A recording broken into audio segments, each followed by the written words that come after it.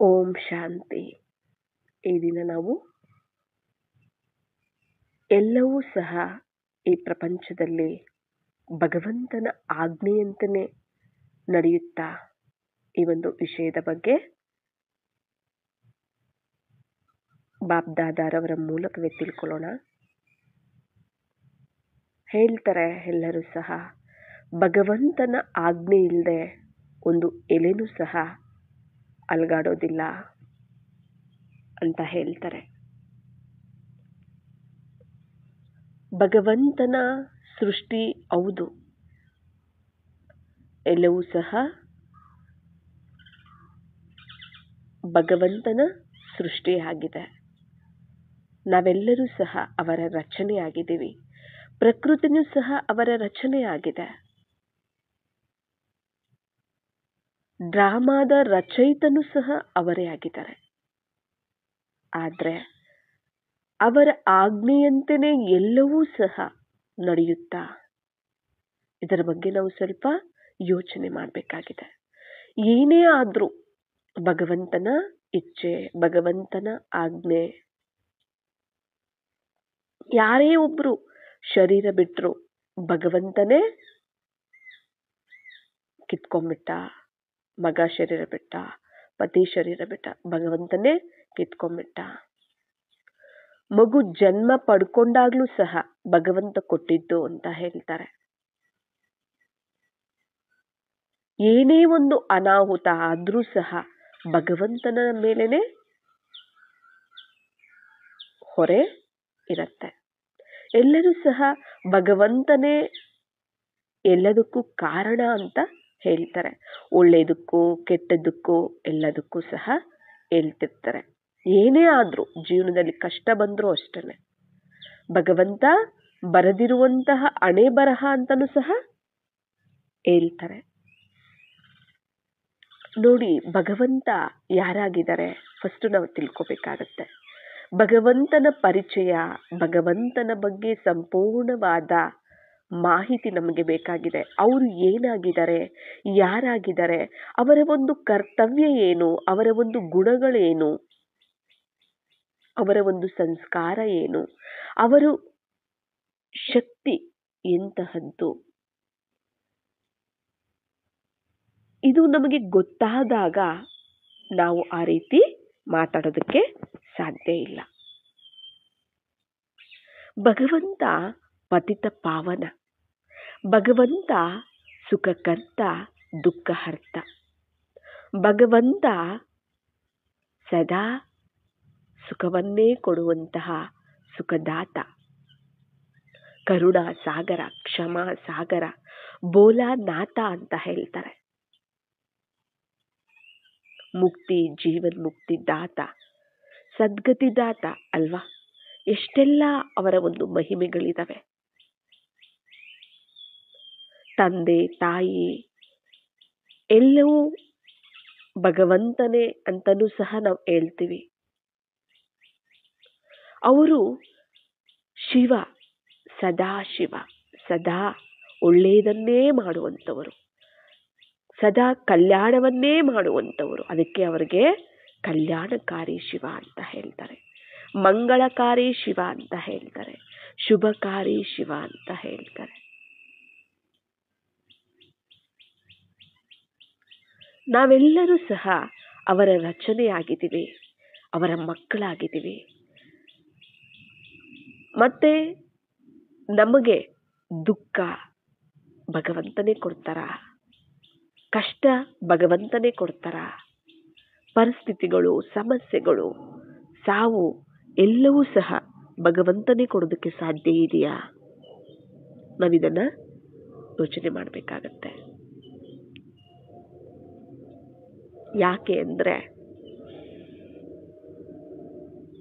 ಅವರು ಸದಾ ಸುಖ ಕೊಡುವಂಥವರು, ಸುಖಕರ್ತ ದುಃಖಹರ್ತ ಅಂದಾಗ ಸುಖವನ್ನ ಕೊಟ್ಟು ದುಃಖವನ್ನ ಹರಿಸುವಂಥವರು, ದುಃಖವನ್ನ ದೂರ ಮಾಡುವಂಥವರು. ನಾವು ದ್ವಾಪರ ಯುಗದಿಂದ ದುಃಖದ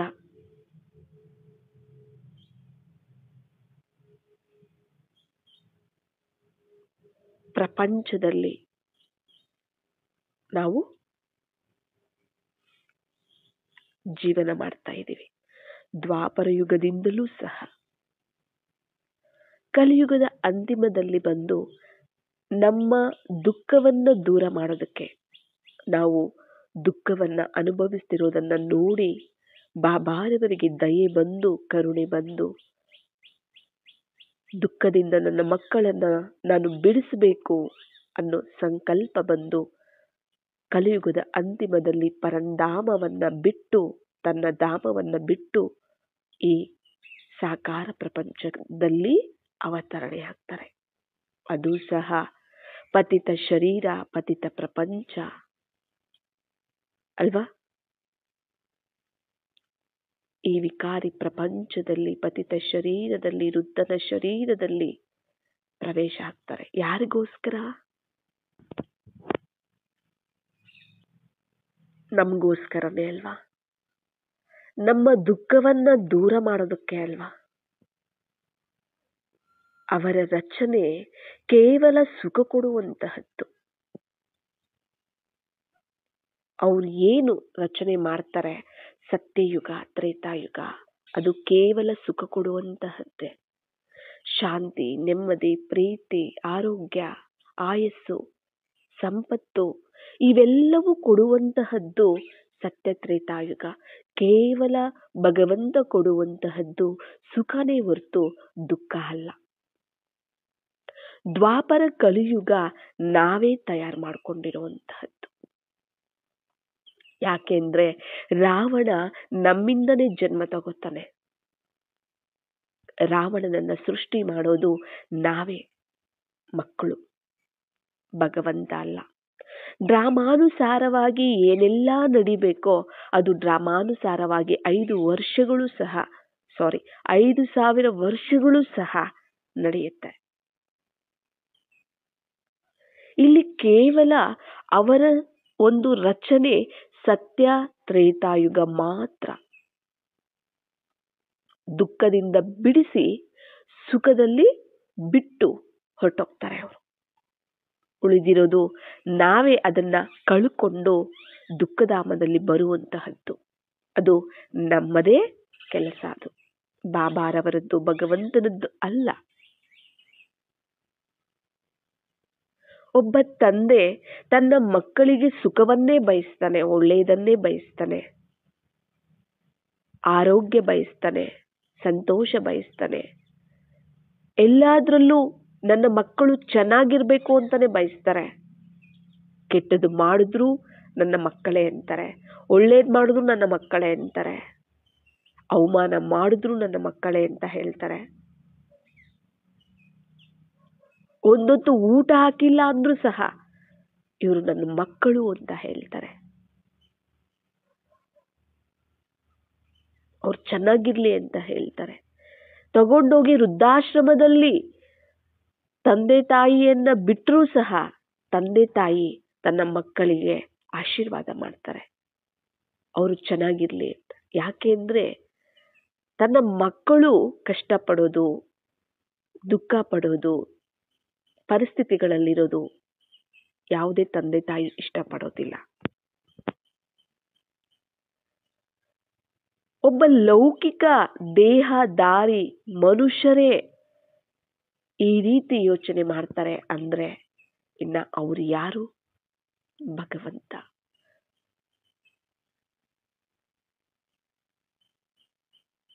ಸದಾ ಸುಖ ಕೊಡುವಂತಹ ಸುಖಕರ್ತ ಅವರು, ಸರ್ವಶಕ್ತಿವಂತ ಅವರು. ಅವರು ಹೇಗೆ ನಮಗೆ ಕೆಟ್ಟದ್ದನ್ನ ಮಾಡೋದಕ್ಕೆ ಸಾಧ್ಯ ಇದೆ? ಏನೇ ಆದ್ರೂ ಅದು ನಮ್ಮ ರಚನೆ ಆಗಿರುತ್ತೆ. ಕೆಟ್ಟದ್ದು ಏನೇ ಆದ್ರೂ ಸಹ ಅದು ನಮ್ಮ ರಚನೆ. ದ್ವಾಪರ ಯುಗದಿಂದಲೂ ಸಹ ಅದು ಒಳ್ಳೇದೇ ಇರ್ಬೋದು, ಅದು ಕೆಟ್ಟದ್ದೇ ಇರ್ಬೋದು. ಅದು ನಮ್ಮ ಸಂಸ್ಕಾರ, ನಮ್ಮ ಕರ್ಮಗಳು, ನಮ್ಮ ಸಂಸ್ಕಾರಗಳ ಮೇಲೆ ಡಿಪೆಂಡ್ ಆಗಿರುತ್ತೆ. ಭಗವಂತ ಬಂದು ಯಾರಿಗೂ ಶಿಕ್ಷೆಯನ್ನ ಕೊಡೋದಿಲ್ಲ. ಒಳ್ಳೇದಕ್ಕೆ ಒಳ್ಳೇದು, ಕೆಟ್ಟದಕ್ಕೆ ಕೆಟ್ಟದ್ದು. ನಾವು ಹೇಳ್ತೀವಲ್ಲ, ಒಳ್ಳೇದು ಮಾಡಿದ್ರೆ ಒಳ್ಳೇದೇ ಆಗುತ್ತೆ, ಕೆಟ್ಟದ್ದು ಮಾಡಿದ್ರೆ ಕೆಟ್ಟದೇ ಆಗುತ್ತೆ ಅಂತ ಹೇಳ್ತೀವಿ. ಕರ್ಮ ಅಂತ ಹೇಳ್ತೀವಿ ನಾವು.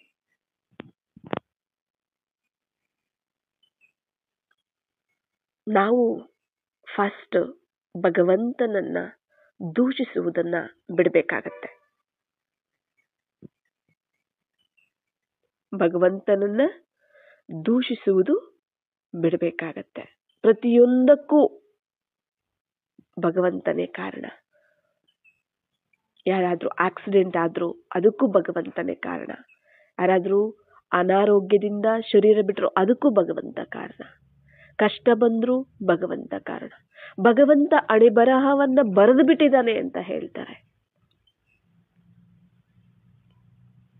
ಇಲ್ಲಿ ಯಾವುದು ಮಾಡೋದಿಲ್ಲ. ಇಡೀ ಕಲ್ಪದಲ್ಲಿ 5,000 ವರ್ಷಗಳಲ್ಲಿ ನಮ್ಮ ಭಾಗ್ಯವನ್ನ ನಾವು ರೂಪಿಸ್ಕೊಳ್ಳೋದಕ್ಕೆ ಚಾನ್ಸು ಈ ಸಮಯದಲ್ಲೇ ಇದೆ. ಯಾವ ಸಮಯ? ಸಂಗಮ ಯುಗ. ಇಲ್ಲೇನೆ ಬಂದು ನಿಮ್ಮ ಭಾಗ್ಯವನ್ನ ನೀವು ಎಷ್ಟು ಬೇಕಾದ್ರೂ ತಯಾರು ಮಾಡ್ಕೊಳ್ಳಿ ಅಂತ ಚಾನ್ಸ್ ಅನ್ನ ಕೊಟ್ಟಿದ್ದಾರೆ, ಅವಕಾಶವನ್ನು ಕೊಟ್ಟಿದ್ದಾರೆ. ಇದು ನಮ್ಮ ಕೈಯಲ್ಲೇ ಇದೆ. ನಾವು ಈ ಸಮಯದಲ್ಲಿ ಯಾವ ರೀತಿ ಸಂಕಲ್ಪಗಳು, ಯಾವ ರೀತಿ ಸಂಸ್ಕಾರವನ್ನ ನಾವು ತಯಾರು ಮಾಡ್ಕೋತೀವಿ, ಯಾವ ರೀತಿ ಕರ್ಮಗಳನ್ನ ನಾವು ಮಾಡ್ತೀವಿ, ಇದೇ ನಮ್ಮ ಮುಂದಿನ ಭವಿಷ್ಯ ಆಗಿರುತ್ತೆ. ಸತೋ ಮತ್ತೆ ರಜೋ ತಮೋ ಈ ಮೂರೂ ಸಹ ನಾವು ದಾಟಲೇಬೇಕಾಗಿದೆ. ಡ್ರಾಮಾನುಸಾರವಾಗಿ ಸತೋ ಪ್ರಧಾನತೆ, ರಜೋ ಪ್ರಧಾನತೆ, ತಮೋ ಪ್ರಧಾನತೆ ಇದೆ, ನಾವು ದಾಟಲೇಬೇಕು. ನಾನು ಸಹ ಬಂಧಿತನಾಗಿದ್ದೀನಿ ಈ ಡ್ರಾಮಾದಲ್ಲಿ ಅಂತ ಭಗವಂತ ನಮಗೆಲ್ಲರಿಗೂ ಸಹ ತಿಳಿಸಿದ್ದಾರೆ. ಅವರ ಕರ್ತವ್ಯ ಕಲ್ಪಕ್ಕೆ ಒಂದು ಸಾರಿ ಬಂದು ನರಕವನ್ನ ಸ್ವರ್ಗವನ್ನಾಗಿ, ದುಃಖಧಾಮವನ್ನ ಸುಖಧಾಮವನ್ನಾಗಿ, ಕಲಿಯುಗವನ್ನ ಸತ್ಯಯುಗವನ್ನಾಗಿ ಮಾಡುವಂತಹದ್ದು.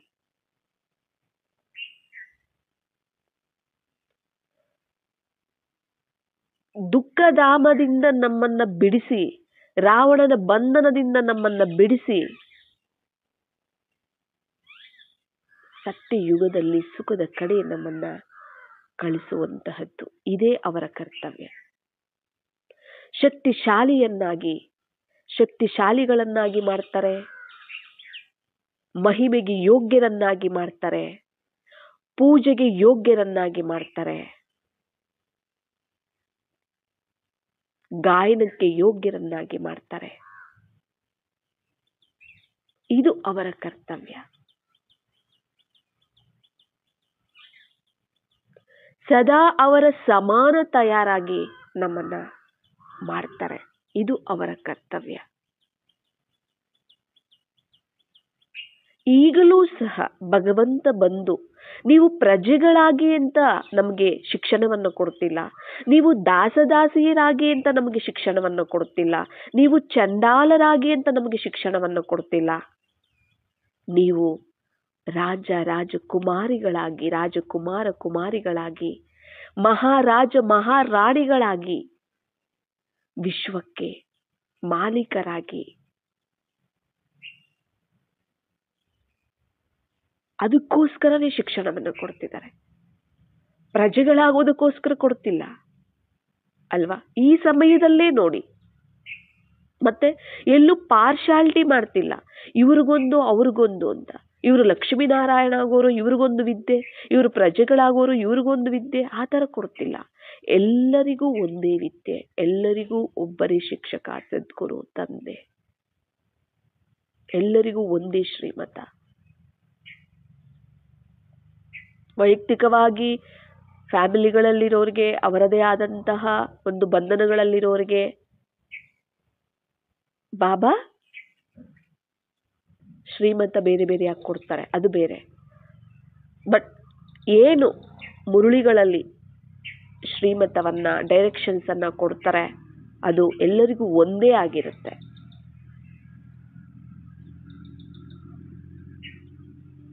ಭಗವಂತನಲ್ಲಿ ಸಮಾನತೆ ಇದೆ, ನಮ್ಮನ್ನೆಲ್ಲರನ್ನೂ ಸಮಾನವಾಗಿ ನೋಡ್ತಾರೆ. ಈಗಲೂ ನೋಡಿ, ಇಲ್ಲಿ ನಾವು ಮಕ್ಕಳು ಇದ್ದೀವಿ, ನಮ್ಮ ಮಕ್ಕಳನ್ನ ಅಷ್ಟೇ ಅಲ್ಲ, ಹೊರಗಡೆ ಇರುವಂತಹ ಪತಿತರು ಅಂತ ಹೇಳ್ತಾರಲ್ಲ, ಭಕ್ತರು, ಭಕ್ತಿ ಮಾರ್ಗದವರು, ಅವರನ್ನು ತುಂಬಾ ಪ್ರೀತಿ ಮಾಡ್ತಾರೆ. ಇಲ್ಲಿ ಭೇದ ಭಾವ ಮಾಡೋದೇ ಇಲ್ಲ. ನಮಗ್ ಕೊಡ್ಬೇಕಾಗಿರೋದು ನಮಗೂ ಕೊಡ್ತಿದ್ದಾರೆ, ಅವ್ರಿಗೆ ಕೊಡ್ಬೇಕಾಗಿರೋದು ಅವ್ರಿಗೂ ಕೊಡ್ತಿದ್ದಾರೆ. ಯಾರನ್ನೂ ಕೈ ಬಿಟ್ಟಿಲ್ಲ ಭಗವಂತ. ಇಲ್ಲಿ ನಮ್ಮ ಸ್ವಾರ್ಥ, ನಮ್ಮ ಮೋಸ, ನಮ್ಮ ವಂಚನೆ, ನಮ್ಮ ಒಂದು ಕೆಟ್ಟ ಸಂಸ್ಕಾರಗಳು, ಸ್ವಭಾವಗಳು, ಇವೇ ನಮ್ಮನ್ನ ದಾರಿ ತಪ್ಪಿಸ್ತಿದೆ ಹೊರತು ಭಗವಂತನಂತೂ ಅಲ್ಲ. ಭಗವಂತ ಏನಾದ್ರೂ ಬಂದು ನೀವು ಪಾಪ ಮಾಡಿ ಅಂತ ಹೇಳ್ತಾರ? ಭಗವಂತ ಬಂದು ನೀವು ಅವ್ರಿಗೆ ಹೊಡೀರಿ, ಅವ್ರಿಗೆ ಬೈರಿ, ಅವ್ರಿಗೆ ಕೊಲೆ ಮಾಡಿ, ಅವ್ರಿಗೆ ಮೋಸ ಮಾಡಿ, ವಂಚನೆ ಮಾಡಿ ಅಂತ ಹೇಳ್ತಾರ? ಇಲ್ಲ ಅಲ್ವಾ? ಅದನ್ನ ನಾವೇ ತಾನೇ ಮಾಡ್ತೀವಿ. ಮತ್ತೆ ಅದಕ್ಕೆ ತಕ್ಕಾಗಿ ಪ್ರತಿಫಲನೂ ಸಹ ಹಾಗೆ ಇರುತ್ತೆ, ಕೆಟ್ಟದಾಗೆ ಇರುತ್ತೆ. ನಾವೇನ್ ಮಾಡ್ತೀವೋ ಅದನ್ನೇ ಪಡ್ಕೋತೀವಿ ಅಂತ ನಾವು ಹೇಳ್ತೀವಲ್ಲ. ಮತ್ತ ಭಗವಂತ ಹೇಗ್ ಕೊಡಕ್ಕೆ ಸಾಧ್ಯ? ಭಗವಂತ ಏನಿದ್ರು ನಾವು ಅರ್ಧಕಲ್ಪದಿಂದ ರಾವಣನ ಬಂಧನದಲ್ಲಿ ಸಿಕ್ಕಾಕೊಂಡು ದುಃಖದಲ್ಲಿ ಹಾಹಾಕಾರವನ್ನ ಮಾಡ್ತಾ, ಭಗವಂತನನ್ನ ಕರೀತಾ ಕರೀತಾ ಕಿರಿಚಾಡ್ತಾ, ಎಷ್ಟೋ ಯಾತ್ರೆಗಳನ್ನ ಮಾಡ್ತಾ, ಎಷ್ಟೋ ವ್ರತಗಳನ್ನ ಮಾಡ್ತಾ, ಪೂಜೆಗಳನ್ನ ಮಾಡ್ತಾ, ಎಷ್ಟೋ ನಾವು ಅಲಿದು ಅಲಿದು ಸುಸ್ತಾಗಿ ಭ್ರಮಿಸಿ ಭ್ರಮಿಸಿ ಸುಸ್ತಾಗಿ ನಾವು ಒದ್ದಾಡ್ತಿರೋದ್ರಿಂದ ಭಗವಂತ ಅದನ್ನು ನೋಡಲಾರದೆ, ತನ್ನ ಮಕ್ಕಳ ಒಂದು ದುಃಖವನ್ನ ನೋಡಲಾರದೆ ಆ ದುಃಖದಿಂದ ಬಿಡಿಸೋದಕ್ಕೆ ಭಗವಂತ ಅಲ್ಲಿಂದ ಬಂದಿದ್ದಾರೆ. ಅಂಗೈಯಲ್ಲಿ ಸ್ವರ್ಗವನ್ನ ತಂದಿದ್ದಾರೆ. ನಿಮಗೆ ನಾನು ಕೊಡುವಂತಹದ್ದು ಸ್ವರ್ಗ, ಸುಖ, ಶಾಂತಿ, ಪ್ರೀತಿ, ಶಕ್ತಿ, ಜ್ಞಾನ ಎಲ್ಲವೂ ಸಹ ಅದು ನಮಗೆ ಕೊಡುತ್ತಿರುವಂತಹ ಭಗವಂತನ ಕಾಣಿಕೆ ಮಕ್ಕಳಿಗೋಸ್ಕರ. ಮತ್ತೆ ನಾವು ಹೀಗೆ ನಾವು ಭಗವಂತನನ್ನು ನಾವು ಬ್ಲೇಮ್ ಮಾಡಕ್ ಸಾಧ್ಯ ಆಗುತ್ತೆ? ಭಗವಂತನ ಆಜ್ಞೆ ಇಲ್ಲದೆ ಒಂದು ಹುಲ್ಲು ಕಡ್ಡಿನೂ ಅಲಗಾಡಲ್ಲ ಅಂತ ನಾವು ಹೇಳ್ತೀವಿ. ಅದು ಹೇಗೆ ಸಾಧ್ಯ? ಭಗವಂತ ಕೊಟ್ರು ಅಂದ್ರೆ ಎಲ್ಲ ಈಕ್ವಲ್ ಆಗಿರುತ್ತೆ. ಭಗವಂತ ಕೊಟ್ರು ಅಂದ್ರೆ ಎಲ್ಲ ಸುಖವಾಗಿ ಕೊಡುವಂತಹದ್ದೇ, ಸುಖವನ್ನು ಕೊಡುವಂತಹದ್ದೇ ಇರುತ್ತೆ, ದುಃಖವನ್ನು ಕೊಡುವಂತಹದ್ದಲ್ಲ. ಇಲ್ಲಿ ನಾವು ಭಗವಂತನನ್ನ ಸರಿಯಾಗಿ ನಾವು ಅರ್ಥ ಮಾಡ್ಕೋಬೇಕಾಗತ್ತೆ. ಇಲ್ಲಿ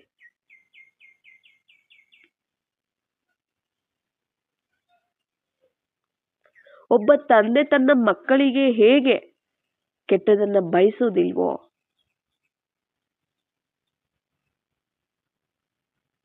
ಲೌಕಿಕ ತಂದೆ ಹಾಗೇನೆ ಇವರು ನಮಗೆ ಪಾರಲೌಕಿಕ ತಂದೆ. ನಮಗೆ ನಾವು ಪಾತ್ರ ಮಾಡೋದಕ್ಕೆ ಪರಂಧಾಮದಿಂದ ನಾವು ಕೆಳಗಡೆ ಬರ್ಬೋದು, ಪಾತ್ರಗಳಲ್ಲಿ ನಮ್ಮನ್ನು ನಾವು ಮರಿಬಹುದು. ಆದ್ರೆ ಅವ್ರಿಗೂ ನಮಗೂ ಇರೋಂಥ ಸಂಬಂಧ ಯಾವತ್ತೂ ದೂರ ಮಾಡಕ್ಕಾಗೋದಿಲ್ಲ. ಅನಾದಿ ಸಂಬಂಧ ಅಲ್ವಾ, ಎಲ್ಲವೂ ಅವಿನಾಶಿ ಅಲ್ವಾ.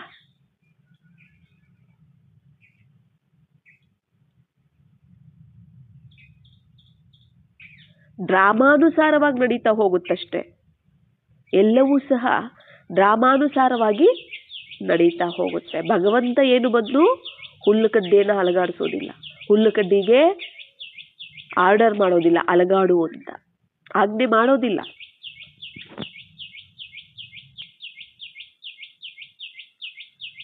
ನಾವು ಮಾಡಿರುವಂತಹ ತಪ್ಪುಗಳೇ ನಮಗೆ ಕೆಟ್ಟದಾಗದಕ್ಕೆ ಕಾರಣ ಆಗಿರುತ್ತೆ.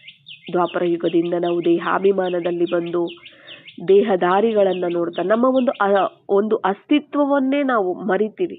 ನಾನು ಆತ್ಮ, ನನ್ನ ಮನೆ ಯಾವುದು, ನನ್ನ ತಂದೆ ಯಾರು ಎಲ್ಲ ಮರಿತೀವಿ ನಾವು. ಡ್ರಾಮಾನುಸಾರವಾಗಿ ಅದೆಲ್ಲ ಆಗ್ಲೇಬೇಕಿದೆ.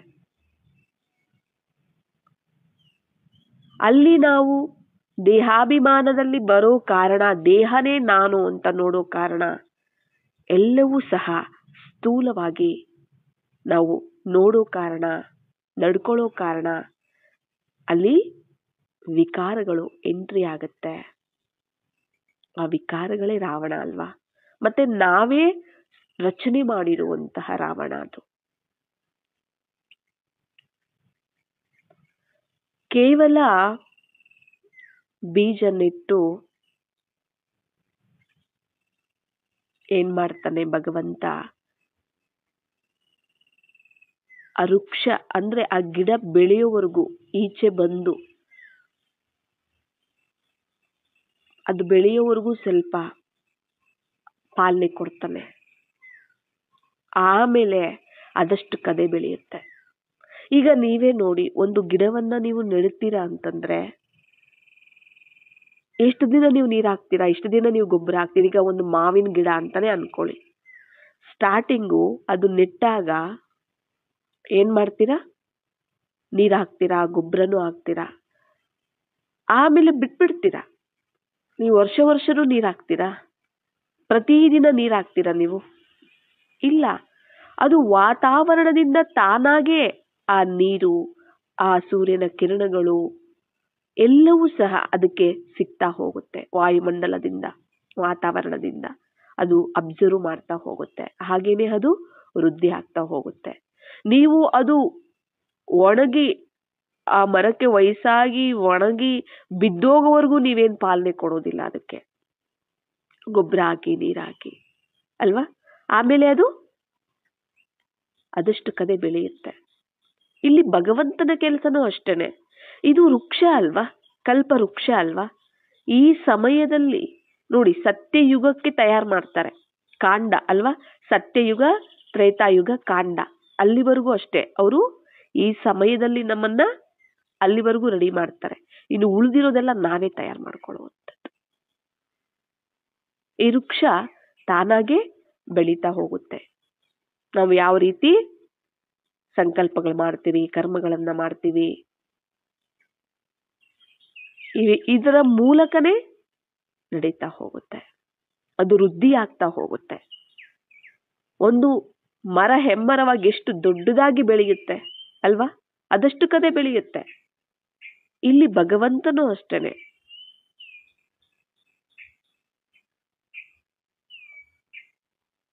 ಸತ್ಯಯುಗದವರೆಗೂ ಅಷ್ಟೇ, ಅಂದ್ರೆ ಸತ್ಯಯುಗಕ್ಕೆ ಕಳಿಸೋವರೆಗೂ ಅಷ್ಟೇ ಅವ್ರದ್ದು ಪಾಲನೆ.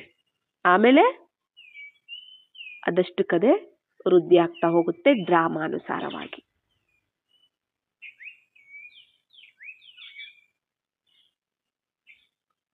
ಇಲ್ಲಿ ನಾವು ಯೋಚನೆ ಮಾಡಬೇಕಾಗಿರೋದು ಇಷ್ಟೇನೆ.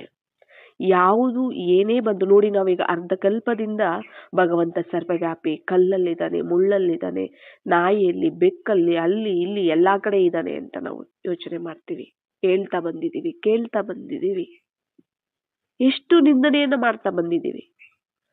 ಆದ್ರೂ ಸಹ ಭಗವಂತ ಬಂದು ನಮಗೆ ಸುಖವನ್ನು ಕೊಡೋದಕ್ಕೆ ಶಿಕ್ಷಣವನ್ನ ಕೊಡ್ತಿದ್ದಾರೆ, ಸ್ವರ್ಗವನ್ನ ತಂದಿದ್ದಾರೆ. ನಾವಷ್ಟು ನಿಂದನೆ ಮಾಡಿದ್ರು ಅಲ್ವಾ? ಅದು ತಂದೆಯ ಒಂದು ಕರ್ತವ್ಯ ಅಲ್ವಾ? ನಾವಿನ್ನೂ ಅವ್ರಿಗೆ ಬೈತಾನೆ ಇರ್ತೀವಿ, ಅವ್ರಿಗೆ ನಿಂದನೆ ಮಾಡ್ತಾನೆ ಇರ್ತೀವಿ, ದೂಷಣೆ ಮಾಡ್ತಾನೆ ಇರ್ತೀವಿ.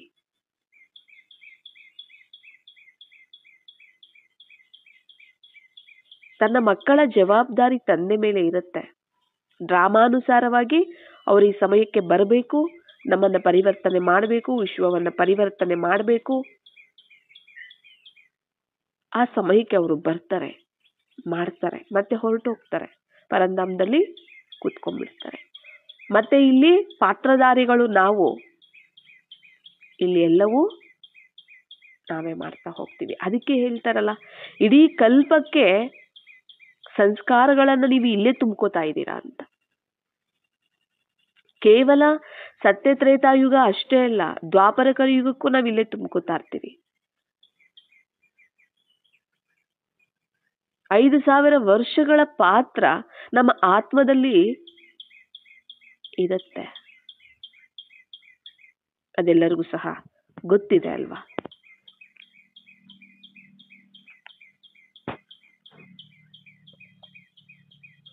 ಏನೇ ಒಂದು ಆದರೂ ಕೂಡ ಭಗವಂತ ಬರೆದು ಬಿಟ್ಟಿದ್ದಾನೆ. ಭಗವಂತ ಯಾರಿಗೂ ಹಣೆ ಬರಹವನ್ನ ಬರೆಯೋದಿಲ್ಲ.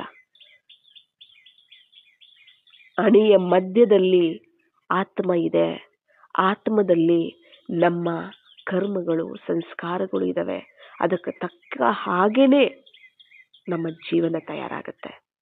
ಒಳ್ಳೇದೋ ಕೆಟ್ಟದ್ದೋ ಎಲ್ಲವೂ ಸಹ. ಅದಕ್ಕೆ ಹಣೆ ಬರಹ ಅಂತ ಹೇಳ್ತೀವಿ. ನಾವೇ ಬರುಕೊಳ್ಳುವಂತಹ ಬರಹ ಅದು ಹಣೆ ಬರಹ. ಹಣೆಯ ಮಧ್ಯದಲ್ಲಿ ಆತ್ಮ ಇದೆಯಲ್ಲ, ಮೃಕುಟೆಯ ಮಧ್ಯದಲ್ಲಿ ಆತ್ಮದಲ್ಲೇನೆ ಎಲ್ಲವೂ ಸಹ ಇದೆ. ಅದಕ್ಕೆ ನಾವು ಹಣೆ ಬರಹ ಅಂತ ಹೇಳ್ತೀವಿ.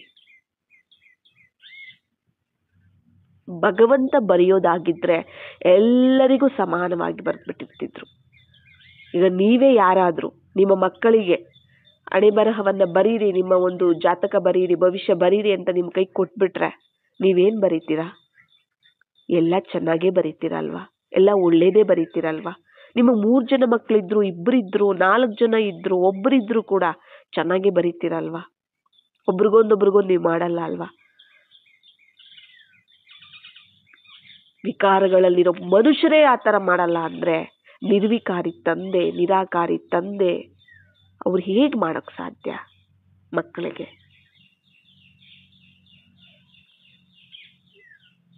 ಅವರು ಸದಾ ಸುಖ ಕೊಡುವಂತವರು.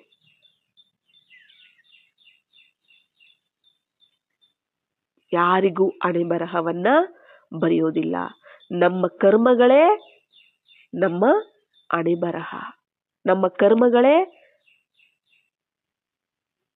ನಮ್ಮ ಭಾಗ್ಯವನ್ನು ರೂಪಿಸುತ್ತೆ. ನಮ್ಮ ಪ್ರೆಸೆಂಟು, ಫ್ಯೂಚರು, ಈಗ ವರ್ತಮಾನ ಇರ್ಬೋದು, ಭವಿಷ್ಯ ಇರ್ಬೋದು,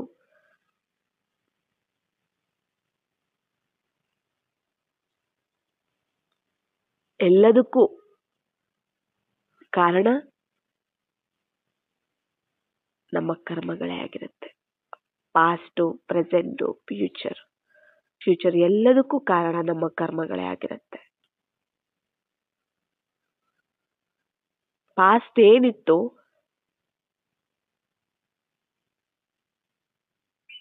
ಹಿಂದೆ ಏನ್ ನಡೆದಿದೆ ಅದಕ್ಕೆ ಕಾರಣ ಏನಿರುತ್ತೆ. ಈಗ ಹಿಂದೆ ಮಾಡಿರೋದಕ್ಕೆ ಈಗ ನಾವು ಏನ್ ಮಾಡ್ತಾ ಇದೀವಿ, ಅದರ ಫಲ ನಾವು ತಿಂತಿದೀವಿ ಅಂದ್ರೆ ಮತ್ತೆ ಈಗ ನಾವು ಹೊಸದಾಗಿ ಏನ್ ಮಾಡ್ತೀವಿ ಕರ್ಮಗಳನ್ನ, ಅದು ಭವಿಷ್ಯದಲ್ಲಿ ನಮಗೆ ಫಲವನ್ನ ಕೊಡುತ್ತೆ. ಇದೆಲ್ಲವೂ ಸಹ ನಮಗೆ ಬಾಬಾ ಆಲ್ರೆಡಿ ತಿಳಿಸಿದ್ದಾರೆ.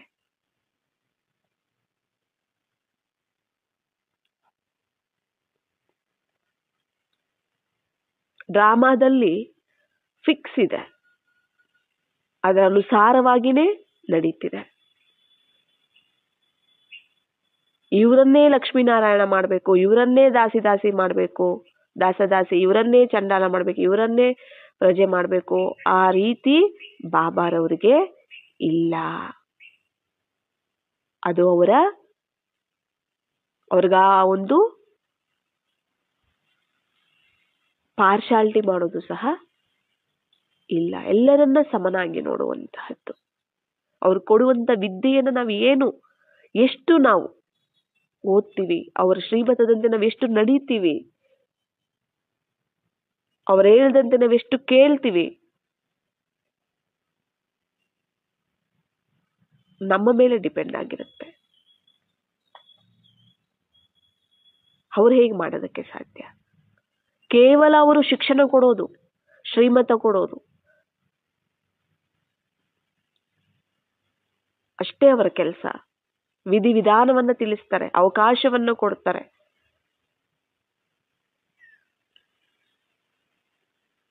ಅದೇ ಅವರ ಕೆಲಸ. ನಾವು ಇಲ್ಲಿ ಎಷ್ಟು ಅದರ ಕಡೆ ಗಮನ ಕೊಡ್ತೀವಿ, ಬಾಬಾರ ಕಡೆ ಗಮನ ಕೊಡ್ತೀವಿ, ಎಷ್ಟು ಶಿಕ್ಷಣದ ಕಡೆ, ವಿದ್ಯೆ ಕಡೆ ಅಟೆನ್ಷನ್ ಕೊಡ್ತೀವಿ, ಎಷ್ಟು ನಾವು ಅವರ ಆಜ್ಞೆಯಂತೆ ನಡೀತೀವಿ, ಶ್ರೀಮತದಂತೆ ನಡೀತೀವಿ, ಅವ್ರ ಡೈರೆಕ್ಷನ್ಸ್ ಅಂತ ನಡೀತೀವಿ, ನಾವು ಎಷ್ಟು ಆ ಸಬ್ಜೆಕ್ಟ್ಗಳಲ್ಲಿ ನಾವು ಮುಂದೆ ಹೋಗ್ತೀವಿ, ಜ್ಞಾನ ಯೋಗ ಧಾರಣೆ ಸೇವೆ, ಅದರ ಮೇಲೆ ಡಿಪೆಂಡ್ ಆಗಿರುತ್ತೆ ಎಲ್ಲವೂ.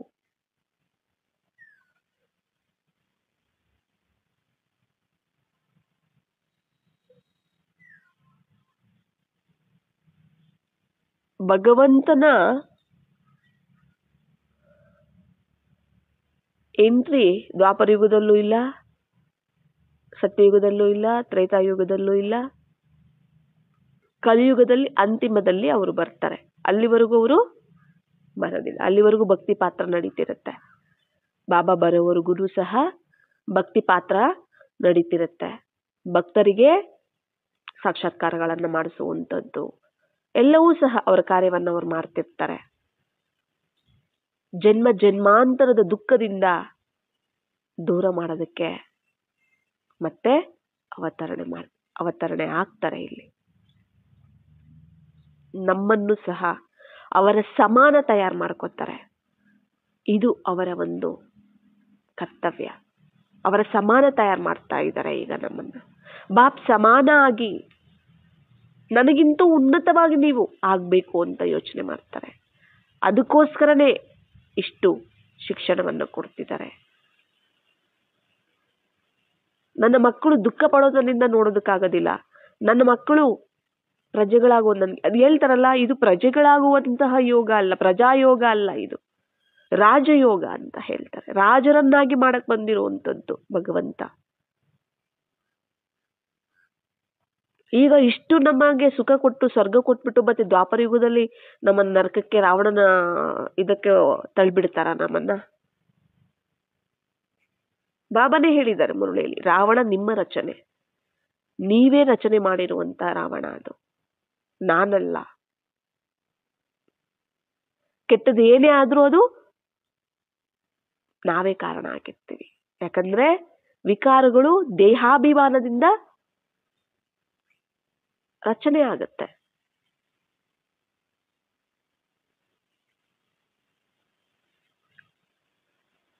ಡ್ರಾಮಾನುಸಾರವಾಗಿ ಸತ್ಯ ತ್ರೇತಾಯುಗ ದ್ವಾಪರ ಕಲಿಯುಗ ಇದೆ. ಸತ್ಯ ತ್ರೇತಾಯುಗ ತಂದೆ ಸ್ಥಾಪನೆ ಮಾಡಿರುವಂತಹದ್ದು, ದ್ವಾಪರ ಕಲಿಯುಗ ನಾವೇ ಸ್ಥಾಪನೆ ಮಾಡುವಂಥದ್ದು. ಅಂದ್ರೆ ರಾವಣನನ್ನ ನಾವು ರಾವಣನಿಗೆ ಜನ್ಮ ಕೊಡ್ತೀವಿ, ರಾವಣ ರಾಜ್ಯಭಾರ ಮಾಡ್ತಾನೆ, ನಮ್ಮನ್ನ ವಶದಲ್ಲಿ ಇಟ್ಕೊಂಡ್ಬಿಡ್ತಾನೆ. ನಾವೇ ಎಳೆದಿರೋ ಬಲೆಯಲ್ಲಿ ನಾವೇ ಸಿಕ್ಕಾಕೊಂಡಿರುವಂಥದ್ದು. ಆ ಬಲೆಯಿಂದ ಬಿಡಿಸೋದಕ್ಕೇನೆ ಭಗವಂತ ಬರುವಂಥದ್ದು. ಅವರಷ್ಟು ಕಾರ್ಯಗಳ ನೋಡಿ, ಇಷ್ಟು ನಮಗೆ ಒಳ್ಳೇದು ಮಾಡ್ತಿದಾರಲ್ಲ, ಅವರನ್ನು ನಾವು ಬ್ಲೇಮ್ ಮಾಡೋದೆಷ್ಟು ಸರಿ? ಎಲ್ಲದಕ್ಕೂ ಭಗವಂತ ಕಾರಣ, ಎಲ್ಲರೂ ಭಗವಂತನೇ ಮಾಡ್ತಾನೆ.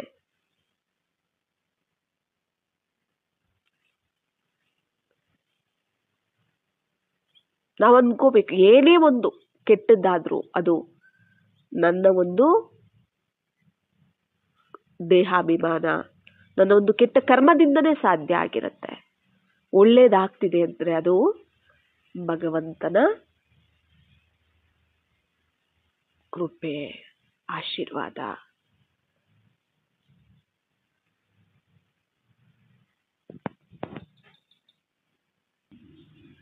ಭಗವಂತನ ಆಜ್ಞೆಯಿಂದನೇ ಎಲ್ಲ ನಡೆಯುತ್ತೆ ಅನ್ನೋದಾದ್ರೆ, ಈಗ ಭಗವಂತ ಬಂದು ನಮಗೆ ಆಜ್ಞೆಯನ್ನು ಕೊಡ್ತಿದ್ದಾರೆ, ನಿಜ ತಾನೆ?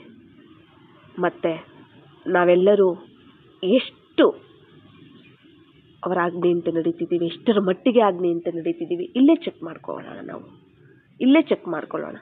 ಪ್ರತಿದಿನ ಶ್ರೀಮತ ಕೊಡ್ತಿದ್ದಾರೆ, ಡೈರೆಕ್ಷನ್ಸ್, ಆಜ್ಞೆಗಳನ್ನು ಕೊಡ್ತಿದ್ದಾರಲ್ಲ, ಮತ್ತೆ ನಾವು ಆಜ್ಞೆಯನ್ನು ಉಲ್ಲಂಘನೆ ಮಾಡದೆ ಪ್ರತಿ ಸೆಕೆಂಡ್ ಅವ್ರ ಆಜ್ಞೆಯಂತೆ ನಾವು ನಡೀತಿದ್ದೀವಾ?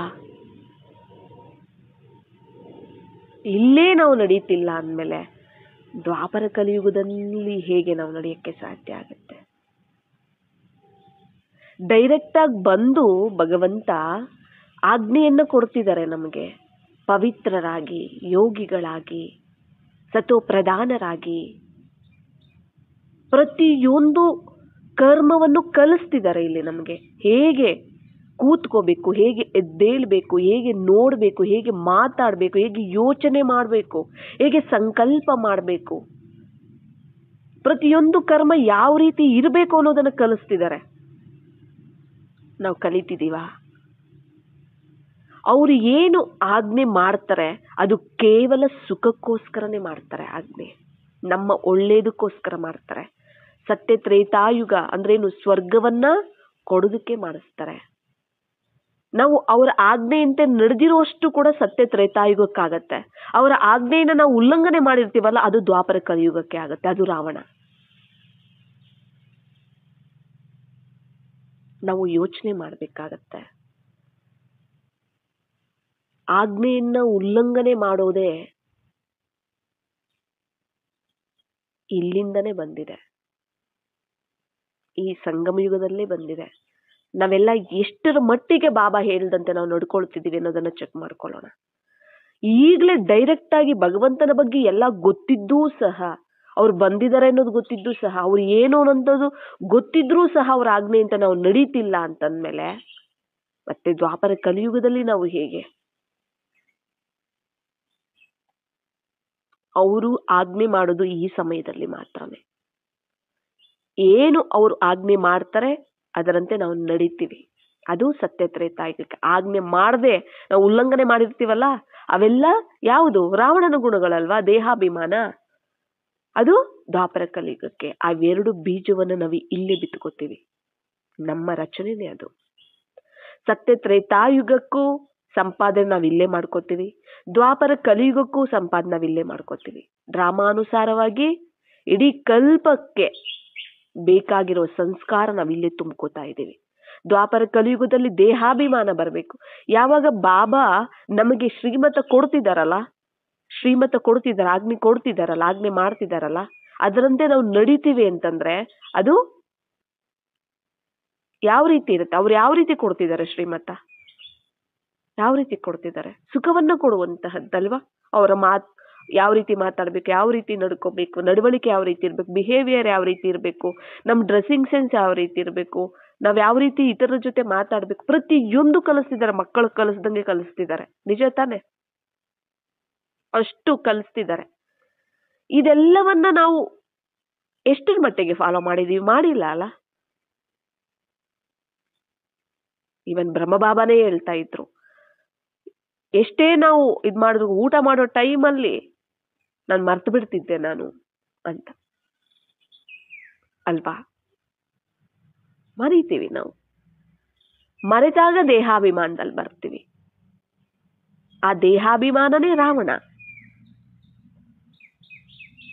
ಸತ್ಯ ತ್ರೇತಾಯುಗದ್ದು ಇಲ್ಲೇ ತುಂಬ್ಕೋತಾ ಇದೀವಿ, ದ್ವಾಪರ ಕಲಿಯುಗದ್ದು ಇಲ್ಲೇ ತುಂಬ್ಕೋತಾ ಇದೀವಿ. ಬಾಬಾ ಏನ್ ಕೊಡ್ತಾರೆ ಆಜ್ಞೆ ಶ್ರೀಮತ, ಅದು ಸತ್ಯ ತ್ರೇತಾಯುಗ ಸ್ವರ್ಗಕ್ಕೋಸ್ಕರನೇ ಕೊಡ್ತಾರೆ. ಉಳಿದಿರೋದು ನಾವೇ ಹಾಕೊಳ್ಳುವಂಥದ್ದು ಬೀಜ.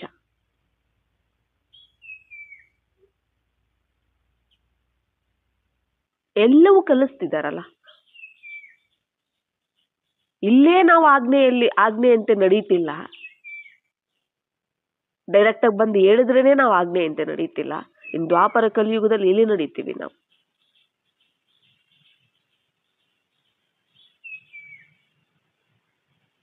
ಆದ್ರೂ ಎಷ್ಟೋ ಧರ್ಮಾತ್ಮರು ಬಂದ್ರು. ಅವರು ಬಂದು ಯಾವ ರೀತಿ ಒಳ್ಳೆ ಕರ್ಮಗಳನ್ನ ಮಾಡಬೇಕು ಅನ್ನೋದು ಕೂಡ ಕೆಲವು ಧರ್ಮಾತ್ಮರು ತೋರಿಸ್ಕೊಟ್ರು. ಆದ್ರೂ ಕೂಡ ಅವ್ರ ಮಾತು ಕೂಡ ಎಷ್ಟು ಮಂದಿ ಕೇಳಿದ್ದಾರೆ ಸಂಪೂರ್ಣವಾಗಿ?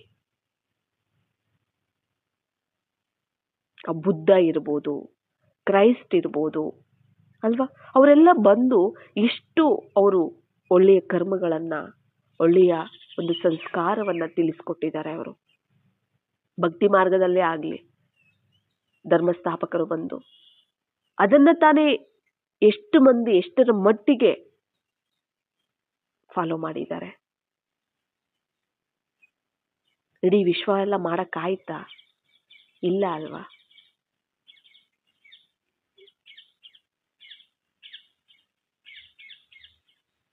ಅವರು ಈ ಸಮಯದಲ್ಲಿ ಮಾತ್ರನೇ ನಮ್ಮನ್ನ ಪರಿವರ್ತನೆ ಮಾಡುವಂಥದ್ದು. ಪರಿವರ್ತನೆ ಮಾಡಿ ಸತ್ಯಯುಗಕ್ಕೆ ಇಡೀ ವಿಶ್ವವನ್ನ ಕಲಿಯುಗದಿಂದ ಸತ್ಯುಗಕ್ಕೆ ಪರಿವರ್ತನೆ ಮಾಡಿ ಅವರು ಪರಂಧಾಮದಲ್ಲಿ ಹೋಗಿ ವಾನಪ್ರಸ್ಥದಲ್ಲಿ ಕೂತ್ಕೊಂಡ್ಬಿಡ್ತಾರೆ. ಮತ್ತೆ ಬರೋದು ಅವರು ಮತ್ತೆ ನೆಕ್ಸ್ಟ್ ಕಲ್ಪಕ್ಕೆನೆ, ಕಲಿಯುಗದ ಅಂತಿಮದಲ್ಲಿ. ಅಲ್ಲಿವರೆಗೂ ಅವರು ಭಕ್ತಿ ಪಾತ್ರವನ್ನ ಮಾಡ್ತಾರೆ. ಅವರು ಹೇಳಿದ್ದಾರೆ, ನನ್ನಲ್ಲಿ ಸಂಕಲ್ಪ ಬರುತ್ತೆ, ಈ ಸಮಯಕ್ಕೆ ನಾನು ಹೋಗ್ಬೇಕು, ನನ್ನ ಮಕ್ಕಳಿಗೆ ನಾನು ಸುಖ ಕೊಡ್ಬೇಕು, ಸುಖದ ದಾರಿಯನ್ನ ತೋರಿಸ್ಬೇಕು, ನನಗೆ ಸಂಕಲ್ಪ ಬರುತ್ತೆ, ಆ ಕೂಗು ನನಗೆ ಕೇಳಿಸುತ್ತೆ, ನನ್ನ ಮಕ್ಕಳ ದುಃಖದ ಕೂಗು ನನಗೆ ಕೇಳಿಸುತ್ತೆ, ನಾನು ಬರ್ತೀನಿ ಆ ಸಮಯದಲ್ಲಿ. ಡ್ರಾಮಾನು ನಡೆಯಕ್ಕೆ ಬಿಡ್ಬೇಕಲ್ಲ. ಬಾಬಾನು ಎಂಟ್ರಿ ಆಗಂಗಿಲ್ಲ ಡ್ರಾಮಾದಲ್ಲಿ, ಭಗವಂತನು ಎಂಟ್ರಿ ಆಗೋಂಗಿಲ್ಲ ಮಧ್ಯ ಮಧ್ಯದಲ್ಲಿ, ಹೇಗಂದ್ರೆ ಹಾಗೆ. ಅದು ನಿಯಮ ಇದೆ, ಡ್ರಾಮಾ ನಿಯಮ. ಯಾವ ಸಮಯಕ್ಕೆ ಬರಬೇಕೋ ಅದೇ ಸಮಯಕ್ಕೆ ಬರಬೇಕು. ಭಕ್ತಿ ಮಾರ್ಗದಲ್ಲಿ ಭಕ್ತರಿಗೆ ಏನ್ ಕೊಡ್ಬೇಕೋ ಅದೇ ಕೊಡ್ಬೇಕು.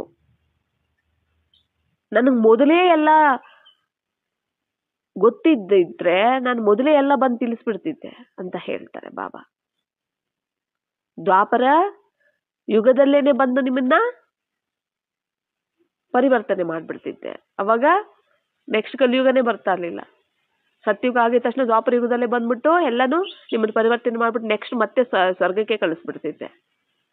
ನಂದು ಆ ಪಾತ್ರ ಇಲ್ಲ ಅಂತ ಹೇಳ್ಬಿಟ್ಟಿದ್ದಾರೆ ಬಾಬಾ. ಅದಕ್ಕೆ ಹೇಳ್ತಾರಲ್ಲ, ನಾನು ಸಹ ಬಂಧಿತನಾಗಿದ್ದೀನಿ ಡ್ರಾಮಾದಲ್ಲಿ. ಡ್ರಾಮಾ ನಡೆಯೋದಕ್ಕೆ ಬಿಡಬೇಕಾಗತ್ತೆ. ಡ್ರಾಮಾ ನಿಯಮನೇ ಬೇರೆ ಇರುತ್ತೆ.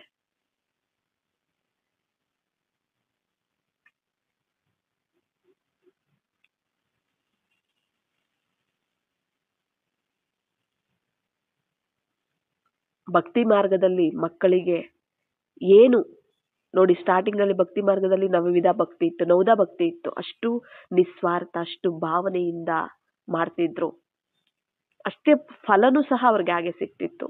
ಆಮೇಲೆ ವ್ಯಭಿಚಾರದ ಭಕ್ತಿ ಆಗೋಯ್ತು. ಅವರ ಒಂದು ಭಾವನೆ, ಅವರು ಎಷ್ಟು ನಿಷ್ಕಲ್ಮಶವಾದ ಭಕ್ತಿ ಮಾಡ್ತಾರೆ, ಎಷ್ಟು ನಿಸ್ವಾರ್ಥವಾದ ಭಕ್ತಿ ಮಾಡ್ತಾರೆ ಅನ್ನೋದ್ರ ಮೇಲೆ ಅವರಿಗೆ ಪ್ರಾಪ್ತಿ ಕೂಡ ಹಾಗೆ ಇರುತ್ತೆ. ಯಾಕೆಂದ್ರೆ ವಿನಾಶಿ ಶರೀರದಲ್ಲಿ ಇದ್ದು ವಿನಾಶಿ ಭಕ್ತಿಯನ್ನ ಮಾಡೋದ್ರಿಂದ ಪ್ರಾಪ್ತಿನೂ ವಿನಾಶಿ ಸಿಗುತ್ತೆ, ಅಲ್ಪಕಾಲಿಕ.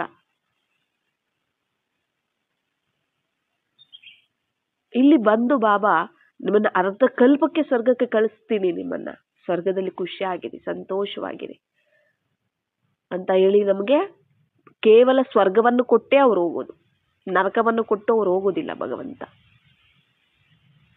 ಅಲ್ವಾ. ಸತ್ಯತ್ರೇತಾಯುಗ ಹೇಗಿರುತ್ತೆ ಅನ್ನೋದು ಗೊತ್ತಿದೆ ಅಲ್ಲ ನಮಗೆ.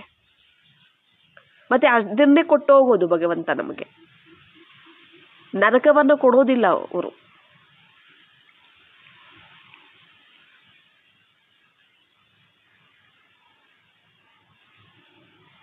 ಎಲ್ಲನೂ ಸಹ ಅವರ ರಚನೆ ಇರ್ಬೋದು, ಪ್ರಕೃತಿ ಇರ್ಬೋದು,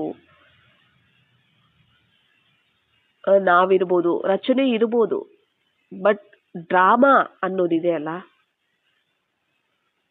ಅದರ ಅನುಸಾರವಾಗಿನೇ ನಡೆಯೋದಕ್ಕೆ ಅವರು ಬಿಡಬೇಕಾಗತ್ತೆ. ಅಂದ್ರೆ ಅವರು ಪಾತ್ರಧಾರಿನೇ, ಆದ್ರೆ ಕಲ್ಪಕ್ಕೆ ಒಂದು ಸಾರಿ ಬರುವಂತಹ ಪಾತ್ರ ಮಾಡ್ತಾರೆ ಅವರು. ನಾವು 5,000 ವರ್ಷಗಳು ಪಾತ್ರವನ್ನ ಮಾಡುವಂತವರು. ಇದು ನಡೀಲೇಬೇಕು. ಒಂದು ಮೂವಿ ಅಂತ ಅಂದ್ಮೇಲೆ ಎಲ್ಲನೂ ಸಹ ಅದರಲ್ಲಿ ಇರುತ್ತೆ ಅಲ್ಲ, ಕೆಟ್ಟದ್ದು ಒಳ್ಳೇದು, ಸುಖ ದುಃಖ ಎಲ್ಲನೂ ಇರುತ್ತಲ್ಲ. ಬರೀ ಸುಖನೇ ಇದ್ಬಿಟ್ರೆ ಅದನ್ನ ಯಾರೋ ಒಂದು ಮೂವಿ ಅನ್ನೋದಿಲ್ಲ ಅಲ್ವಾ, ಎಲ್ಲ ಮಿಕ್ಸ್ ಇರುತ್ತಲ್ಲ. ಹಾಗೆ ಇದು 5,000 ವರ್ಷಗಳ ಒಂದು ಮೂವಿ. ಇದು ಸ್ಟಾರ್ಟಿಂಗ್ ಅಲ್ಲಿ ಹ್ಯಾಪಿ ಮೂಮೆಂಟ್ಸ್, ಆಮೇಲೆ ದುಃಖ, ಈಗ ಲಾಸ್ಟ್ ಅಲ್ಲಿ ಬಾಬಾ ಬಂದು ಮತ್ತೆ ನಮ್ಮನ್ನ ಸುಖದಲ್ಲಿ ಕಳಿಸ್ತಿದ್ದಾರೆ. ಇದು ಅವ್ರ ಕರ್ತವ್ಯ, ಇಷ್ಟೇ ಇದೆ. ಯಾವತ್ತೂ ಅಷ್ಟೇ ಭಗವಂತ ಹಣೆ ಬರಹ ಬರೆದ್ರು, ಭಗವಂತನೇ ಎಲ್ಲ ಮಾಡಿಸ್ತಾರೆ. ಏನೇ ಕೆಟ್ಟದ್ದಾದ್ರೂ ಭಗವಂತನೇ ಕಾರಣ ಅಂತ ನಾವು ಮಾತಾಡಬಾರ್ದು, ಯೋಚನೆನೂ ಸಹ ನಾವು ಮಾಡಬಾರ್ದು. ನಾವು ಅವ್ರಿಗೆ ಎಷ್ಟು ಕೃತಜ್ಞರಾಗಿರ್ಬೇಕು ಅಂತಂದ್ರೆ, ಅವ್ರು ಕೊಡುವಷ್ಟು ನಮಗೆ ಸುಖ, ಅವಿನಾಶಿ ಸುಖ ಇಡೀ ಕಲ್ಪದಲ್ಲಿ ಯಾರಿಂದಲೂ ಸಿಗೋದಿಲ್ಲ, ಯಾರಿಂದಲೂ ಸಿಗೋದಿಲ್ಲ. ಅಷ್ಟು ಪ್ರಾಪ್ತಿ ಕೊಡ್ತಾರೆ. ಅವರ ಸಮಾನ ಪೂಜ್ಯರಾಗಿ ತಯಾರು ಮಾಡ್ತಾರೆ. ಹೇಳ್ತಾರೆ, ನನಗೂ ಅಷ್ಟೊಂದು ಪೂಜೆ ನಡೆಯೋದಿಲ್ಲ, ಅಷ್ಟು ಪೂಜೆ ನಡೆಯುತ್ತೆ ನಿಮಗೆ ಅಂತ ಹೇಳ್ತಾರೆ. ಅಷ್ಟು ಗಾಯನ, ಅಷ್ಟು ಮಹಿಮೆ ಇದೆ ನಿಮಗೆ ಅಂತ ಹೇಳ್ತಾರೆ. ಅಷ್ಟು ಉನ್ನತವಾಗಿ ತಯಾರು ಮಾಡುವಂತ ತಂದೆ, ನೀವು ಆ ಕಾಯಿಲೆ ಬಂದು ಸಾಯ್ಲಿ, ಅಲ್ಲಿ ಆಕ್ಸಿಡೆಂಟ್ ಆಗ್ಲಿ, ಇಲ್ಲಿ ನಿಮಗೆ ಕೆಟ್ಟದ್ದಾಗ್ಲಿ, ಇಲ್ಲಿ ದುಃಖ ಬರ್ಲಿ, ನಿಮಗೆ ಇಂಥವ್ರಿಗೆ ಅದಾಗ್ಲಿ ಅಂಥವ್ರಿಗೆ ಅದಾಗ್ಲಿ ಅಂತ ಮಾಡ್ತಾರ? ಯೋಚನೆ ಮಾಡ್ಬೇಕಲ್ವಾ ನಾವು. ಯಾಕೆ ಅಂದ್ರೆ ಸುಮಾರು ಮಂದಿ ಈ ರೀತಿ ಹೇಳಿರೋರಿದ್ದಾರೆ, ಮಾತಾಡಿರೋರಿದ್ದಾರೆ. ಅದಕ್ಕೋಸ್ಕರ ಬಾಬಾ ಅರ್ಥ ಮಾಡಿಸ್ತಿದ್ದಾರೆ. ಎಲ್ಲ ಭಗವಂತನ ಇಚ್ಛೆ, ಎಲ್ಲ ಭಗವಂತ ಮಾಡಿಸುವಂತ. ಭಗವಂತ ಏನಿಟ್ಟಿದಾನೋ ಹಾಗೆ ಆಗ್ಲಿ. ಯಾರಿಗೂ ಇಡೋದು ಇಲ್ಲ ಭಗವಂತ, ಯಾರಿಗೂ ಏನು ಹೇಳೋದು ಇಲ್ಲ. ಅದೆಲ್ಲ ನಾವು ಮಾಡಿಕೊಳ್ಳುವಂತಹದ್ದು ಎಲ್ಲವೂ ಸಹ. ನಮ್ಮ ಕರ್ಮಗಳೇ ನಮ್ಗೆ ಒಳ್ಳೇದಾಗೋದಕ್ಕೂ ಕಾರಣ, ಕೆಟ್ಟದಾಗೋದಕ್ಕೂ ಕಾರಣ. ನಾವೇ ಹೇಳ್ತಿರ್ತೀವಲ್ಲ, ಮಾಡಿದ ದುಡ್ಡು ಮಾರಾಯ ಅಂತಿರ್ತೀವಿ ಅಲ್ವಾ. ಅವ್ರು ಏನ್ ಮಾಡ್ತಾರೋ ಅದು ಅವ್ರು ಪಡ್ಕೊತಾರೆ ಅಂತ ಹೇಳ್ತೀವಿ. ಅವ್ರು ಏನ್ ಮಾಡ್ತಾರೋ ಅದು ಅವ್ರಿಗೆ ಇದ್ದೇ ಇರುತ್ತೆ ಅಂತ ಹೇಳ್ತೀವಿ. ಒಳ್ಳೇದ್ ಮಾಡಿದ್ರೆ ಒಳ್ಳೇದು, ಕೆಟ್ಟದ್ ಮಾಡಿದ್ರೆ ಕೆಟ್ಟದ್ದು ಅಂತ ಹೇಳ್ತೀವಿ.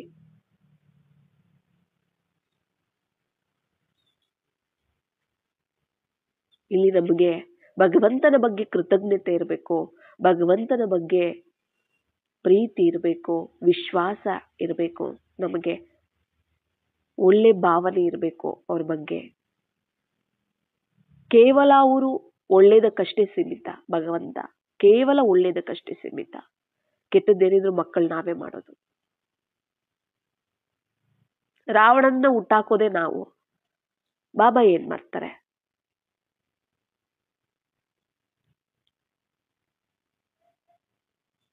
ಭಗವಂತನ ನೆನಪಿಲ್ದೆ, ನಮ್ಮ ಒಂದು ನೆನಪಿಲ್ದೆ, ನಾನು ಯಾರೋ ಅನ್ನೋ ನೆನಪಿಲ್ಲ, ಭಗವಂತನ ನೆನಪಿಲ್ಲ, ಎಲ್ಲವೂ ಮಾಡ್ತಾ ಬಂದ್ವಿ, ಎಲ್ಲವೂ ವ್ಯರ್ಥ ಆಯ್ತು. ಭಗವಂತನ ನೆನಪಲ್ಲಿ, ನಾನು ಯಾರೋ ಅನ್ನೋ ನೆನಪಲ್ಲಿ ನಾವು ಮಾಡ್ತಾ ಹೋಗ್ತೀವಿ ಅಂದ್ರೆ ಎಲ್ಲ ಸಮರ್ಥವಾಗಿ ಇರುತ್ತೆ. ನೋಡಿ, ಕೆಲವರು ಹೇಗೆ ಇರ್ತಾರೆ ಅಂದ್ರೆ, ಏನಾದ್ರೂ ಒಂದು ಕರ್ಮಗಳನ್ನ ಮಾಡ್ತಾರೆ ಅನ್ಕೊಳ್ಳಿ, ಏನಾದ್ರೂ ಒಂದು ಕೆಲಸ ಕಾರ್ಯ ಇರುತ್ತೆ, ಕೈಗೆ ಬಂದಿದ್ ಬಾಯಿಗೆ ಬಂದಿಲ್ಲ ಅಂತಾರೆ.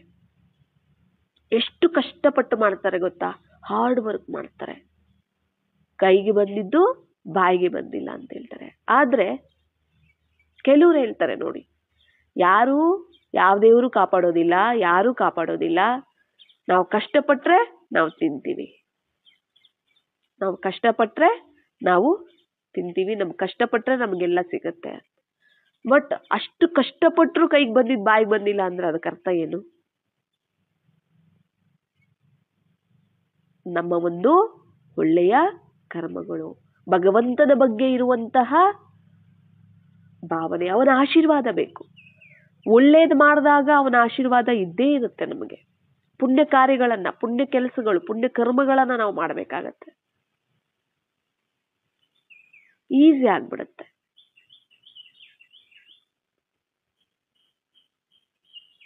ಅವನ ಮೇಲೆ ನಂಬಿಕೆ, ಅವನ ಮೇಲೆ ಶ್ರದ್ಧೆ, ಅವನ ಮೇಲೆ ಪ್ರೀತಿ, ವಿಶ್ವಾಸ ನಾವು ಇಟ್ಟಿರ್ಬೇಕಾಗತ್ತೆ. ಇಟ್ಟು ನಾವು ಅವನಿಗೆ ಒಪ್ಪಿಸಿ ನಾವು ಮಾಡ್ತಾ ಹೋಗ್ತೀವಿ ಪ್ರತಿಯೊಂದು ಕರ್ಮವನ್ನ, ಪ್ರತಿಯೊಂದು ಕಾರ್ಯವನ್ನ ನಿಮಿತ್ತವಾಗಿ ನಾವು ಮಾಡ್ತಾ ಹೋಗ್ತೀವಿ ಅಂದ್ರೆ ಅಲ್ಲಿ ಎಲ್ಲವೂ ಸರಿಯಾಗಿ ಇರುತ್ತೆ. ಕೇವಲ ಕಷ್ಟಪಟ್ಟು ಬಿಟ್ರೆ ಮಾತ್ರ ಫಲ ಸಿಗೋದಿಲ್ಲ, ಅಲ್ಲಿ ಆಶೀರ್ವಾದನೂ ಬೇಕು, ಪುಣ್ಯ ಖಾತೆನೂ ಬೇಕು, ಭಗವಂತನ ಆಶೀರ್ವಾದನೂ ಬೇಕಾಗತ್ತೆ ಅಲ್ಲಿ ಅಲ್ವಾ. ಪ್ರತಿಯೊಬ್ಬರು ಕಷ್ಟ ನೋಡಿ, ಕಷ್ಟಪಡೋರು ಎಲ್ಲರೂ ಕೋಟ್ಯಾಧೀಶ್ವರ ಆಗ್ಬಿಡ್ತಾರೆ ಅನ್ನೋದಾಗಿದ್ರೆ ಎಷ್ಟು ಮಂದಿ ಆಗ್ಬೇಕಾಗಿತ್ತು? ಯೋಚನೆ ಮಾಡಿ. ಎಲ್ಲರೂ ಕಷ್ಟಪಡ್ತಾರಲ್ಲ, ಯಾವುದೋ ಒಂದು ರೀತಿಯಲ್ಲಿ ಪ್ರತಿಯೊಬ್ಬರು ಕಷ್ಟಪಟ್ಟೇ ಅವರು ಜೀವನ ಮಾಡೋರಿದ್ದಾರೆ, ಪ್ರತಿಯೊಬ್ಬರು ಸಹ. ಅದು ಲೆಕ್ಕ. ಎಷ್ಟು ಕಷ್ಟ ಪಡ್ತೀವಿ ಅನ್ನೋದಲ್ಲ, ಎಷ್ಟು ನಮ್ಮಲ್ಲಿ ಪುಣ್ಯ ಖಾತೆ ಇದೆ. ಈಗ ನೋಡಿ, ಪುಣ್ಯ ನಾವಿಲ್ಲೇ ತಾನೇ ಸಂಪಾದನೆ ಮಾಡ್ಕೋತಾ ಇದೀವಿ. ಸತ್ಯ ತ್ರೇತಾಯುಗಕ್ಕೆ, ಸತ್ಯ ತ್ರೇತಾಯುಗ ಅಷ್ಟು ನಾವು ಖುಷಿಯಾಗಿ ಸುಖದಲ್ಲಿ ಸ್ವರ್ಗದಲ್ಲಿ ನಾವು ಇರ್ತೀವಿ ಅಂದ್ರೆ ಅದಕ್ಕೆ ಕಾರಣ ಏನು? ಈ ಸಮಯದಲ್ಲಿ ನಾವು ಆತ್ಮ ಅಂತ ತಿಳಿದು ಭಗವಂತನನ್ನ ನೆನಪು ಮಾಡ್ತಾ, ಅವರ ಶ್ರೀಮತದಂತೆ ನಡೀತಾ, ಜ್ಞಾನ ಯೋಗ ಧಾರಣೆ ಸೇವೆಯಲ್ಲಿ ನಾವು ಪಾಸ್ ಆಗ್ತಾ ಹೋಗ್ಬೇಕಾಗತ್ತೆ. ಇಲ್ಲೇನೆ ನಾವು ಸಂಪಾದನೆ ಮಾಡ್ಕೊಳ್ಳೋದು ಪುಣ್ಯವನ್ನ, ಪುಣ್ಯ ಖಾತೆ ಇಲ್ಲೇನೆ. ಇದು ಪುಣ್ಯ ಇಲ್ಲಿ ನಾವು ಮಾಡ್ಕೊಳ್ಳೋದ್ರೆ ಸತ್ಯ ತ್ರೇತಾಯುಗ ಪುಣ್ಯ, ದ್ವಾಪರ ಕಲಿಯುಗ ಪಾಪ.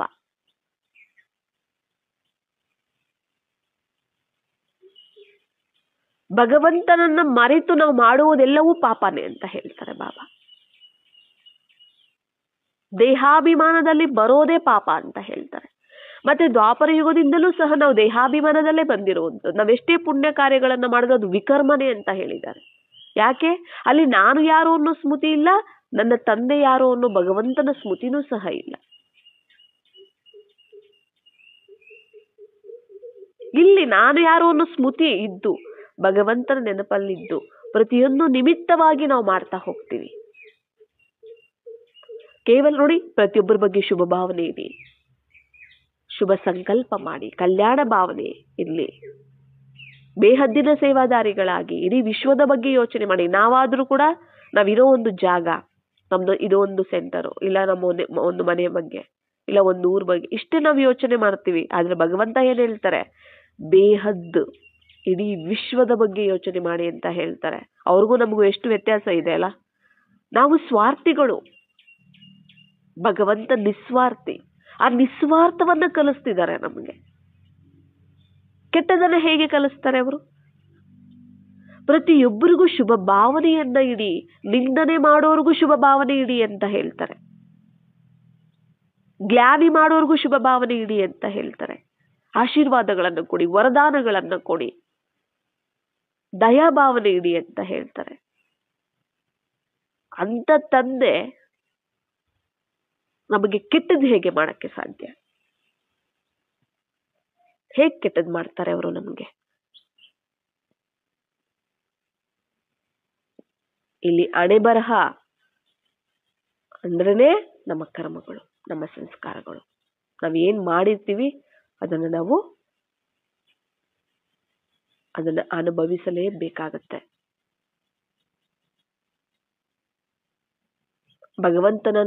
ಭಗವಂತನ ಪರ್ಮಿಷನ್ ತಗೊಂಡು ನಾವ್ ಯಾವುದು ಮಾಡಿಲ್ಲ. ಪಾಪಗಳನ್ನ ಮಾಡಿಬಿಟ್ಟು ಅದ್ರ ಶಿಕ್ಷೆ ಬಂದಾಗ ಭಗವಂತ ಕೊಟ್ಟಿದ್ದು ಅಂತ ಅವನ ಮೇಲೆ ಎತ್ತಾಕ್ಬಿಡ್ತೀವಿ. ನಿಜ ತಾನೆ? ಪಾಪ ಮಾಡ್ತೀವಿ. ಈಗ ಹಿಂದಿನ ಜನ್ಮದಲ್ಲೇ ಯಾರಿಗೋ ಏನೋ ಕೆಟ್ಟದ್ ಮಾಡಿ ಬಂದಿರ್ತೀವಿ, ಈ ಜನ್ಮದಲ್ಲಿ ಅವ್ರು ನನಗೆ ಕೆಟ್ಟದ್ ಮಾಡ್ತಾರೆ, ಭಗವಂತ ನನಗೆ ಈ ತರ ಮಾಡ್ಬಿಟ್ಟ, ಭಗವಂತನ ಮೇಲೆ ಎತ್ತಾಕ್ಬಿಡ್ತೀವಿ. ನಾವೆಷ್ಟು ಸ್ವಾರ್ಥಿಗಳಲ್ಲ. ಮಾಡ್ಕೊಳ್ಳೋದೆಲ್ಲ ಕೆಟ್ಟದ್ ನಾವು, ಆದ್ರೆ ಭಗವಂತನ ಮೇಲೆ ಎತ್ತಾಕ್ಬಿಡೋದು. ಯಾಕಂದ್ರೆ ಅವ್ನು ಕಾಣಲ್ಲ, ಎತ್ತಾಕ್ಬಿಡೋದು. ಎಲ್ಲ ಭಗವಂತ ಮಾಡಿಸಿದ್ರು, ಎಲ್ಲ ಭಗವಂತ ಕೊಟ್ಟಿತ್ತು. ಅವನೇಗ್ ಬರ್ದಿದ್ರಾಗ ಆಗತ್ತೆ, ಭಗವಂತ ಬರ್ದಿರೋ ಹಣೆ ಬರಹ ಏನ್ ಮಾಡಕ್ಕಾಗತ್ತೆ ಅಂದ್ಬಿಡ್ತಾರೆ. ಎಲ್ಲ ಎತ್ತಾಕ್ಬಿಡ್ತಾರೋ, ಎಲ್ಲ ಹೊಣೆ ಭಗವಂತನ ಮೇಲೆನೆ. ಮೊದಲು ಅವರು ಕರ್ತವ್ಯ ಏನು, ಅವ್ರು ಏನಾಗಿದ್ದಾರೆ, ಅವ್ರು ಎಂತವರು, ಅವರು ಅರ್ಥ ಮಾಡ್ಕೋಬೇಕಾಗತ್ತೆ. ನಾವು ನನ್ನ ಕರ್ಮಕ್ಕೆ ನನಗೆ ಪ್ರತಿಫಲ ಸಿಗುತ್ತೆ. ಈಗ್ಲೂ ಸಹ ಭಗವಂತ ಬಂದು ನಮಗೆ ಕೊಡ್ತಿಲ್ಲ ನೋಡಿ. ಏನಾದ್ರು ಕೊಡ್ತಿದ್ದಾರ? ನಮ್ಮ ಕೈಯಲ್ಲೇ ಮಾಡಿಸ್ತಿದ್ದಾರೆ ಒಳ್ಳೇದನ್ನ. ಅವರೇ ಏನು ಬಂದ್ಬಿಟ್ಟು ನೀವು ಪಾವನ ಆಗ್ಬಿಡಿ ಅಂತ ಹೇಳ್ಬಿಟ್ಟು ನಮ್ಮನ್ನ ಪಾವನ ಮಾಡ್ಬಿಟ್ಟು ಸ್ವರ್ಗ ಅವರೇನು ಕೊಡ್ತಿಲ್ಲ ನಮ್ಗೆ.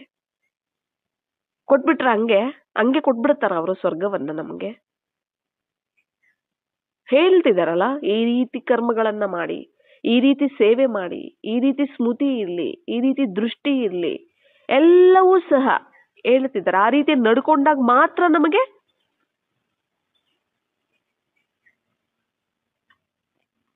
ಪರ್ಸೆಂಟೇಜ್ ಅಲ್ಲಿ ನಮಗೆ ಸಿಗುತ್ತೆ. 100% 100%, ಇಲ್ಲ ಎಷ್ಟು ಪರ್ಸೆಂಟ್ ಇದ್ರೆ ಅಷ್ಟು ಪರ್ಸೆಂಟೇಜ್ ಅಲ್ಲಿ ಸಿಗುತ್ತೆ ನಮಗೆ ಪ್ರಾಪ್ತಿ. ಈಗ್ಲೂ ಸಹ ಅವರು ಡೈರೆಕ್ಟ್ ಆಗಿ ಬಂದಿದ್ರು ಸಹ ಕೊಡ್ತಿಲ್ಲ ನೋಡಿ. ಇಡೀ ವಿಶ್ವದ ಆತ್ಮಗಳು ಭಗವಂತನ ಮಕ್ಕಳು, ಅವ್ರ ಮಕ್ಕಳು. ಒಬ್ರಿಗೆ ಒಳ್ಳೇದಾಗ್ತಿರುತ್ತೆ ಅಲ್ಲಿ, ಆಯ್ತಾ? ತುಂಬಾ ಐಷಾರಾಮಿ ಜೀವನ ನಡೆಸ್ತಿರ್ತಾರೆ, ಲಕ್ಸುರಿ ಲೈಫ್ ಲೀಡ್ ಮಾಡ್ತಿರ್ತಾರೆ, ಖುಷಿಯಾಗಿ. ಇನ್ನೊಬ್ಬ ಭಿಕ್ಷೆ ಬೇಡ್ತಿರ್ತಾನೆ. ಹೇಗ್ ಸಾಧ್ಯ ಭಗವಂತ ಆ ತರ ಕೊಡೋಕ್ಕೆ? ನೀನ್ ಭಿಕ್ಷೆ ಬೇಡು, ನೀನ್ ಕೋಟ್ಯಾಧೀಶ್ವರನಾಗು ಅಂತ ಹೇಳ್ತಾರ? ಕೊಟ್ಬಿಡುತ್ತ ವರದಾನ ಕೊಟ್ಬಿಟ್ಟಿರ್ತಾರ ಅವ್ರಿಗೆ? ಅವರ ಕರ್ಮಗಳೇ ಅಲ್ವಾ, ಅವರ ಕರ್ಮ ಫಲನೇ ಅಲ್ವಾ?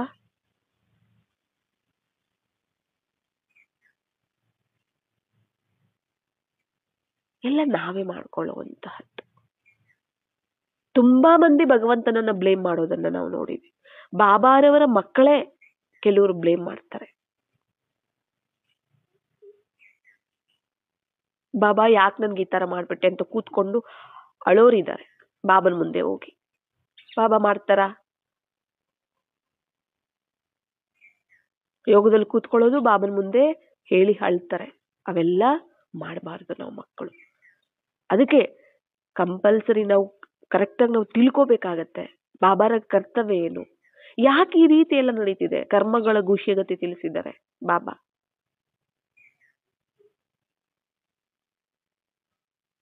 ನಮ್ಮ ಕರ್ಮಗಳೇ ನಮ್ಮ ಹುಟ್ಟಿಗೆ ಕಾರಣ, ನಮ್ಮ ಸಾವಿಗೆ ಕಾರಣ ಆಗಿರುತ್ತೆ. ಎಲ್ಲವೂ ಒಳ್ಳೇದು ಕೆಟ್ಟದ್ದು ಸುಖ ದುಃಖ ಎಲ್ಲದಕ್ಕೂ ಕಾರಣ ನಮ್ಮ ಕರ್ಮಗಳೇ. ಈಗಲೂ ಸಹ ಕರ್ಮಗಳೇ ಕಲಿಸ್ತಿರೋದು ಬಾಬಾ. ಎಂತಹ ಕರ್ಮಗಳು, ಶ್ರೇಷ್ಠ ಕರ್ಮಗಳನ್ನ ಕಲಿಸ್ತಿದ್ದಾರೆ ಬಾಬಾ. ಆ ಶ್ರೇಷ್ಠ ಕರ್ಮದಿಂದನೇ ನಾವು ಶ್ರೇಷ್ಠ ಆತ್ಮಗಳಾಗಿ ಶ್ರೇಷ್ಠವಾದ ಸತ್ಯಯುಗ ಪ್ರಪಂಚದಲ್ಲಿ ನಾವು ಶ್ರೇಷ್ಠ ದೇವಿ ದೇವತೆಗಳಾಗುವಂಥದ್ದು.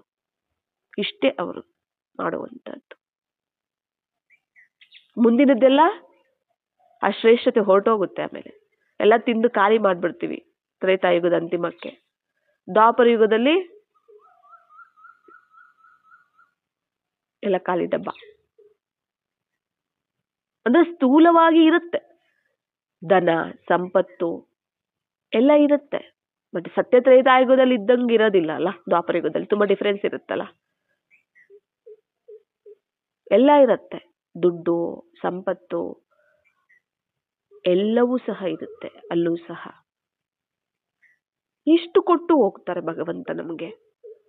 ಆದ್ರೆ ಅಷ್ಟು ಕೊಟ್ಟರು ಸಹ ನಾವು ಅವರನ್ನ ನಿಂದನೆ ಮಾಡೋದು ಬಿಡೋದಿಲ್ಲ. ಪ್ರತಿಯೊಂದಕ್ಕೂ ನಾವು ಕೃತಜ್ಞರಾಗಿರ್ಬೇಕು. ಪ್ರತಿಯೊಂದಕ್ಕೂ ಭಗವಂತ ಕೊಟ್ಟಿರುವಂತ ನೋಡಿ, ಈ ಸಮಯದಲ್ಲಿ ನನಗೆ ಈ ಶರೀರ ಇದೆ, ನಾನಿರೋಕ್ಕೊಂದು ಜಾಗ ಇದೆ, ಪ್ರಕೃತಿ ಸಹಯೋಗ ಕೊಡ್ತಿದೆ, ಒಂದೊತ್ತು ತಿನ್ನೋದಕ್ಕೆ ಊಟ ಸಿಗ್ತಿದೆ, ಕುಡಿಯಕ್ಕೆ ನೀರು ಸಿಗ್ತಿದೆ ಅಲ್ವಾ, ಬಟ್ಟೆ ಸಿಗ್ತಿದೆ, ಒಂದು ಕೆಲಸ ಇದೆ. ಏನೇ ಇದ್ರೂ ಕೂಡ ಎಲ್ಲದಕ್ಕೂ ನಾವು ಕೃತಜ್ಞರಾಗಿರ್ಬೇಕು. ಎಲ್ಲದಕ್ಕೂ ಸಹ ನಾವು ಕೃತಜ್ಞರಾಗಿರ್ಬೇಕಾಗತ್ತೆ.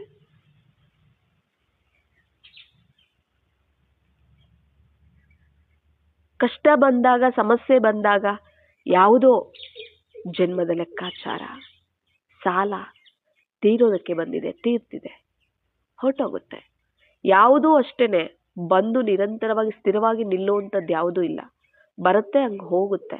ಆದ್ರೆ ಸ್ವಲ್ಪ ಸಮಯ ವೇರಿಯೇಷನ್ ಆಗುತ್ತೆ ಅಷ್ಟೆ. ಕೆಲವ್ದು 1 ತಿಂಗಳು, ಕೆಲವ್ದು 2 ತಿಂಗಳು, ಕೆಲವು 6 ತಿಂಗಳು, ಕೆಲವ್ದು ವರ್ಷ, ಕೆಲವು 3 ವರ್ಷ ಇರ್ಬೋದು. ಬಟ್ ಹೋಗೇ ಹೋಗುತ್ತೆ. ಯಾವುದು ಇರೋದಿಲ್ಲ ಅಲ್ಲ. ಅರ್ಥ ಆಯ್ತಲ್ಲ. ಭಗವಂತನ ಆಜ್ಞೆ ಇಲ್ಲದೆ ಹುಲ್ಲು ಕಡ್ಡಿನೂ ಅಲಗಾಡೋದಿಲ್ಲ, ಒಂದು ಎಲೆನೂ ಅಲಗಾಡೋದಿಲ್ಲ. ಇದೆಲ್ಲವೂ ಸಹ ಸುಳ್ಳು. ಅರ್ಥ ಆಯ್ತಲ್ಲ. ಅವರ ಆಜ್ಞೆಯಂತೆ ನಾವು ನಡೆದ್ರೇನೆ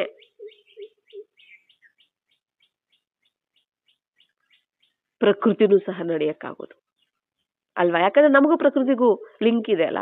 ನಾವು ಸತ್ವ ಪ್ರಧಾನರಾದ್ರೆ ಪ್ರಕೃತಿನೂ ಸತ್ವ ಪ್ರಧಾನ ಆಗಿರುತ್ತೆ, ನಾವು ತಮೋ ಪ್ರಧಾನ ಆದ್ರೆ ಪ್ರಕೃತಿನೂ ತಮೋ ಪ್ರಧಾನ ಆಗಿರುತ್ತೆ. ನಮಗೂ ಅದಕ್ಕೂ ಲಿಂಕ್ ಇದೆ. ಪ್ರಕೃತಿಯಿಂದ ತಯಾರಾಗಿರೋ ಶರೀರವನ್ನೇ ನಾವು ಧಾರಣೆ ಮಾಡಿದೀವಲ್ಲ. ನಾವೇ ನಡೆಯೋದಿಲ್ಲ ಅವರ ಆಜ್ಞೆಯಂತೆ. ಇನ್ನು ಹುಲ್ಲುಕಡ್ಡಿ ಹೇಗ್ ನಡೆದು ಬಿಡುತ್ತೆ, ಒಂದು ಎಲೆ ಹೇಗ್ ನಡೆದು ಬಿಡುತ್ತೆ. ನಾವಿದ್ರ ಬಗ್ಗೆ ಎಲ್ಲವೂ ಸಹ ನಾವು ಯೋಚನೆ ಮಾಡ್ಬೇಕಾಗತ್ತೆ. ನಾವೆಷ್ಟು ಅವರನ್ನ ನೆನಪು ಮಾಡ್ತೀವಿ, ಎಷ್ಟು ನಾವು ಅವರ ಶ್ರೀಮತದಂತೆ ನಡೀತೀವಿ, ಎಷ್ಟು ನಾವು ಒಳ್ಳೆ ಸಂಸ್ಕಾರಗಳನ್ನ ನಾವೀಗ ತುಂಬ್ಕೋತೀವಿ. ಅರ್ಧಕಲ್ಪ ನಮ್ಮ ಬಳಿ ರಾವಣನೇ ಎಂಟ್ರಿ ಆಗೋದಿಲ್ಲ. ಬರೀ ಸುಖ. 2500 ವರ್ಷ ಅಂದ್ರೆ ಕಡಿಮೆನಾ? 2500 ವರ್ಷ ಅಂದ್ರೆ ಕಡಿಮೆನಾ? ನೀವೇ ಯೋಚನೆ ಮಾಡಿ. ಅರ್ಧಕಲ್ಪ ಬರೀ ಸುಖನೇ, ಬರೀ ಸುಖನೇ. ದುಃಖದ ಒಂದು ಅಂಶನೂ ಇರೋದಿಲ್ಲ ಅಲ್ಲಿ. ಯಾವುದು ಇರೋದೇ ಇಲ್ಲ ಅಲ್ಲಿ. ಒಂಚೂರು ನೆನಪು ಸಹ ಇರೋದಿಲ್ಲ ಅಲ್ಲಿ. ಸ್ಮೃತಿ ಸಹ ಇರೋದಿಲ್ಲ ದುಃಖದ. ಅನಾರೋಗ್ಯ ಏನೂ ಇರೋದಿಲ್ಲ. ಇವಾಗ ಇರೋದೇನೂ ಇರೋದಿಲ್ಲ. ದ್ವಾಪರಯುಗದಲ್ಲೂ ಸ್ಟಾರ್ಟಿಂಗ್ ಅಲ್ಲಿ ನಾವು ಚೆನ್ನಾಗೇ ಇರ್ತೀವಿ.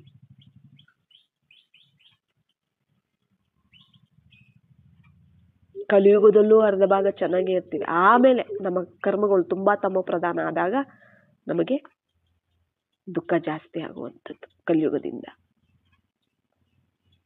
ಅಷ್ಟು ಕೊಟ್ಟು ಸುಖನೂ ಕೂಡ ಸ್ವಲ್ಪ ನಮಗೆ ನಾವು ಮಾಡಿರೋ ಕರ್ಮಗಳಲ್ಲಿ ಬರೋ ದುಃಖಕ್ಕೆ ನಾವು ಭಗವಂತನ ಮೇಲೆ ಎಟ್ಟಾಕ್ಬಿಡ್ತೀವಿ. ಎಷ್ಟು ಸರಿ ಅಲ್ಲ? ಎಷ್ಟು ಸರಿ ಇದು? ಅದಕ್ಕೋಸ್ಕರ ಏನೇ ಕೆಟ್ಟದಾದ್ರೂ ಸಹ ಈ ಸಮಯದಲ್ಲಿ ಏನೇ ಕೆಟ್ಟದಾದ್ರೂ ಸಹ ಒಂದು ಲೆಕ್ಕಾಚಾರ ಅಂತ ತಿಳ್ಕೋಬೇಕು, ವಿಘ್ನ ಅಂತ ತಿಳ್ಕೋಬೇಕು. ಕಳೀತಿದೆ, ಇದು ಬಂದಿದೆ, ಅದನ್ನ ನಾವು ಸಮಾಧಾನ ಸ್ವರೂಪರಾಗ್ಬೇಕಷ್ಟೆ. ಭಗವಂತ ಕೊಟ್ಟ, ಭಗವಂತ ಮಾಡ್ದ, ಅಯ್ಯೋ ಯಾಕೆ ಈ ರೀತಿ ಆಯ್ತು, ಅಯ್ಯೋ ಯಾಕೆ ಆ ಥರ ಆಯ್ತು, ಹಿಂಗಾಗ್ಬಾರ್ದಿತ್ತು, ಇವ್ಯಾವುದ್ರಲ್ಲೂ ಬರದೆ ಸಮಾಧಾನ ಸ್ವರೂಪರಾಗಬೇಕು. ಯಾಕೆ ಬಂದಿದೆ, ಅದು ಬಂದಿದ್ಯಾ, ಅದು ಇದಕ್ಕೆ ಬಂದಿದೆ, ಅದು ಗೊತ್ತು ನನಗೆ ಯಾಕೆ ಬಂದಿದೆ ಅಂತ, ಅಲ್ಲಿ ಸಮಾಧಾನ ಇರುತ್ತೆ. ಅದಕ್ಕೆ ನಾವು ಆನ್ಸರ್ ಮಾಡ್ಬೇಕು. ಅದನ್ನೇ ಸಮಾಧಾನ ಸ್ವರೂಪರು ಅಂತ ಹೇಳ್ತಾರೆ. ಬಂದಿದೆ ನನ್ನ ಹತ್ರ ಅಂದ್ರೆ ಅದಕ್ಕೆ ನಾನು ತಕ್ಕಾಗಿ ನಾನು ಸಮಾಧಾನವನ್ನು ಕೊಡ್ಬೇಕಾಗತ್ತೆ. ಕ್ವಶನ್ ಮಾಡ್ಕೊಂಡು ಕೂತ್ಕೊಳ್ಳೋದಿಲ್ಲ. ಕಾರಣ ಸ್ವರೂಪರು ನಾವಾಗಬಾರದು, ಸಮಾಧಾನ ಸ್ವರೂಪರು ನಾವಾಗಬೇಕಾಗತ್ತೆ. ಪರೀಕ್ಷೆ ಅಂತ ತಿಳ್ಕೊಬೇಕಾಗತ್ತೆ. ನಾವು ಏನು ಅರ್ಧ ಕಲ್ಪದಲ್ಲಿ ಓದಿದ್ವಿ ಅದೇ ನಮಗೆ ಈಗ ಪರೀಕ್ಷೆ ಪೇಪರ್ ಆಗಿ ಬಂದಿರೋಂಥದ್ದು. ರಾವಣನನ್ನು ನಾವೇ ರಚನೆ ಮಾಡಿದ್ದಲ್ಲ, ರಾವಣನ ವಶದಲ್ಲಿದ್ವಲ್ಲ, ಈಗ ರಾವಣನೇ ನಮಗೆ ಎಕ್ಸಾಮ್ ಆಗಿ ಬಂದಿದ್ದಾನೆ. ಈಗ ಅರ್ಧ ಕಲ್ಪಕ್ಕೆ ಅವನು ಬರಬಾರ್ದು ರಾವಣ. ಈಗ ಅದಕ್ಕೋಸ್ಕರ ನಾವು ಬಾಬಾ ಹೇಳ್ದಂತೆ ನಾವು ಕೇಳ್ಬೇಕಾಗತ್ತೆ. ಏನೇ ಬಂದ್ರೂ ಸಹ ಇದು ಸಾಲ, ಲೆಕ್ಕಾಚಾರ ಅದು ತೀರ್ಸೋದಕ್ಕೆ ನಾನು ಟ್ರೈ ಮಾಡ್ಬೇಕಷ್ಟೆ. ಸಾಲ ಯಾರಿಗೂ ನಾವು ಕೊಟ್ಟಿರ್ತೀವಿ, ಅವ್ರು ಬರ್ತಾರೆ ಮನೆವರೆಗೂ ಸಾಲ ಕೊಡಿ ಅಂತ. ಯಾಕೆ ಬಂದ್ರಿ ನೀವು, ಬರಬಾರ್ದಾಗಿತ್ತು, ನೀವು ಈ ತರ ಮಾಡಬಾರ್ದಾಗಿತ್ತು ಅಂತ ಕೇಳಕ್ಕಾಗತ್ತಾ? ನಾವು ಯೋಚನೆ ಮಾಡಿ. ತಗೊಂಡಿದೀವಿ ನಾವು ಸಾಲ, ಮತ್ತೆ ಅವ್ರು ಕೊಟ್ಟಿಲ್ಲ ಅಂತ ಕೇಳಕ್ ಬಂದಿದ್ದಾರೆ. ನೀವ್ ಯಾಕೆ ಬಂದ್ರಿ, ನೀವು ಬರಬಾರ್ದಾಗಿತ್ತು, ನೀವು ಮಾಡಿದ ತಪ್ಪು, ಯಾಕೆ ಈ ತರ ಆಯ್ತು, ಯಾಕೆ ಆ ತರ ಆಯ್ತು ಅಂತ ನಾವು ಕೇಳಕ್ಕಾಗಲ್ಲ. ಅಲ್ಲಿ ಬಂದಿದಾರ, ನಾವು ಸಾಲ ಅವ್ರಿಗೆ ವಾಪಸ್ ಕೊಡ್ಬೇಕು. ಏನ್ ತಗೊಂಡಿದೀವಿ ಅದನ್ನ ಕೊಡ್ಬೇಕು. ಇಷ್ಟೇ ನಮ್ ಕೆಲಸ. ಇದೇ ಸಮಾಧಾನ ಸ್ವರೂಪ, ಇಷ್ಟೇ ನಮ್ ಕೆಲಸ. ಅದನ್ನ ಬಿಟ್ಟು ಯಾಕೆ ಏನು ಅಂತ ಕೇಳೋದ್ರಲ್ಲಿ ಏನು ಅರ್ಥ ಇದೆ ಹೇಳಿ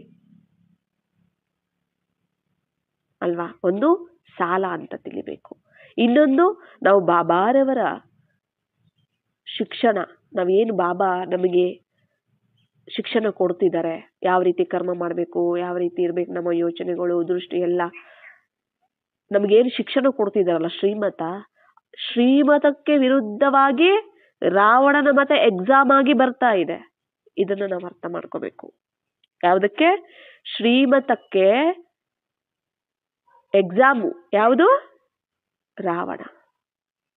ಅವೇ ಪರಿಸ್ಥಿತಿಗಳು, ಅವೇ ವಿಘ್ನಗಳು, ಎಕ್ಸಾಮ್ ಅಂತ ತಿಳ್ಕೊಬೇಕಾಗತ್ತೆ. ಆ ಸಮಯದಲ್ಲಿ ನಾವು ಆನ್ಸರ್ ಬರಿಬೇಕು, ಕ್ವಶನ್ಗೆ ಆನ್ಸರ್ ಮಾಡ್ಬೇಕಷ್ಟೇ. ನಾವು ಕ್ವಶನ್ ಯಾಕೆ ಈ ತರ ಕೊಟ್ಟಿದ್ದಾರೆ, ಈ ಕ್ವಶನ್ ಇದು ಸರಿ ಇಲ್ಲ, ಇದು ಬರಬಾರ್ದಿತ್ತು ಅಂತ ನಾವು ಕೇಳಕ್ಕಾಗಲ್ಲ.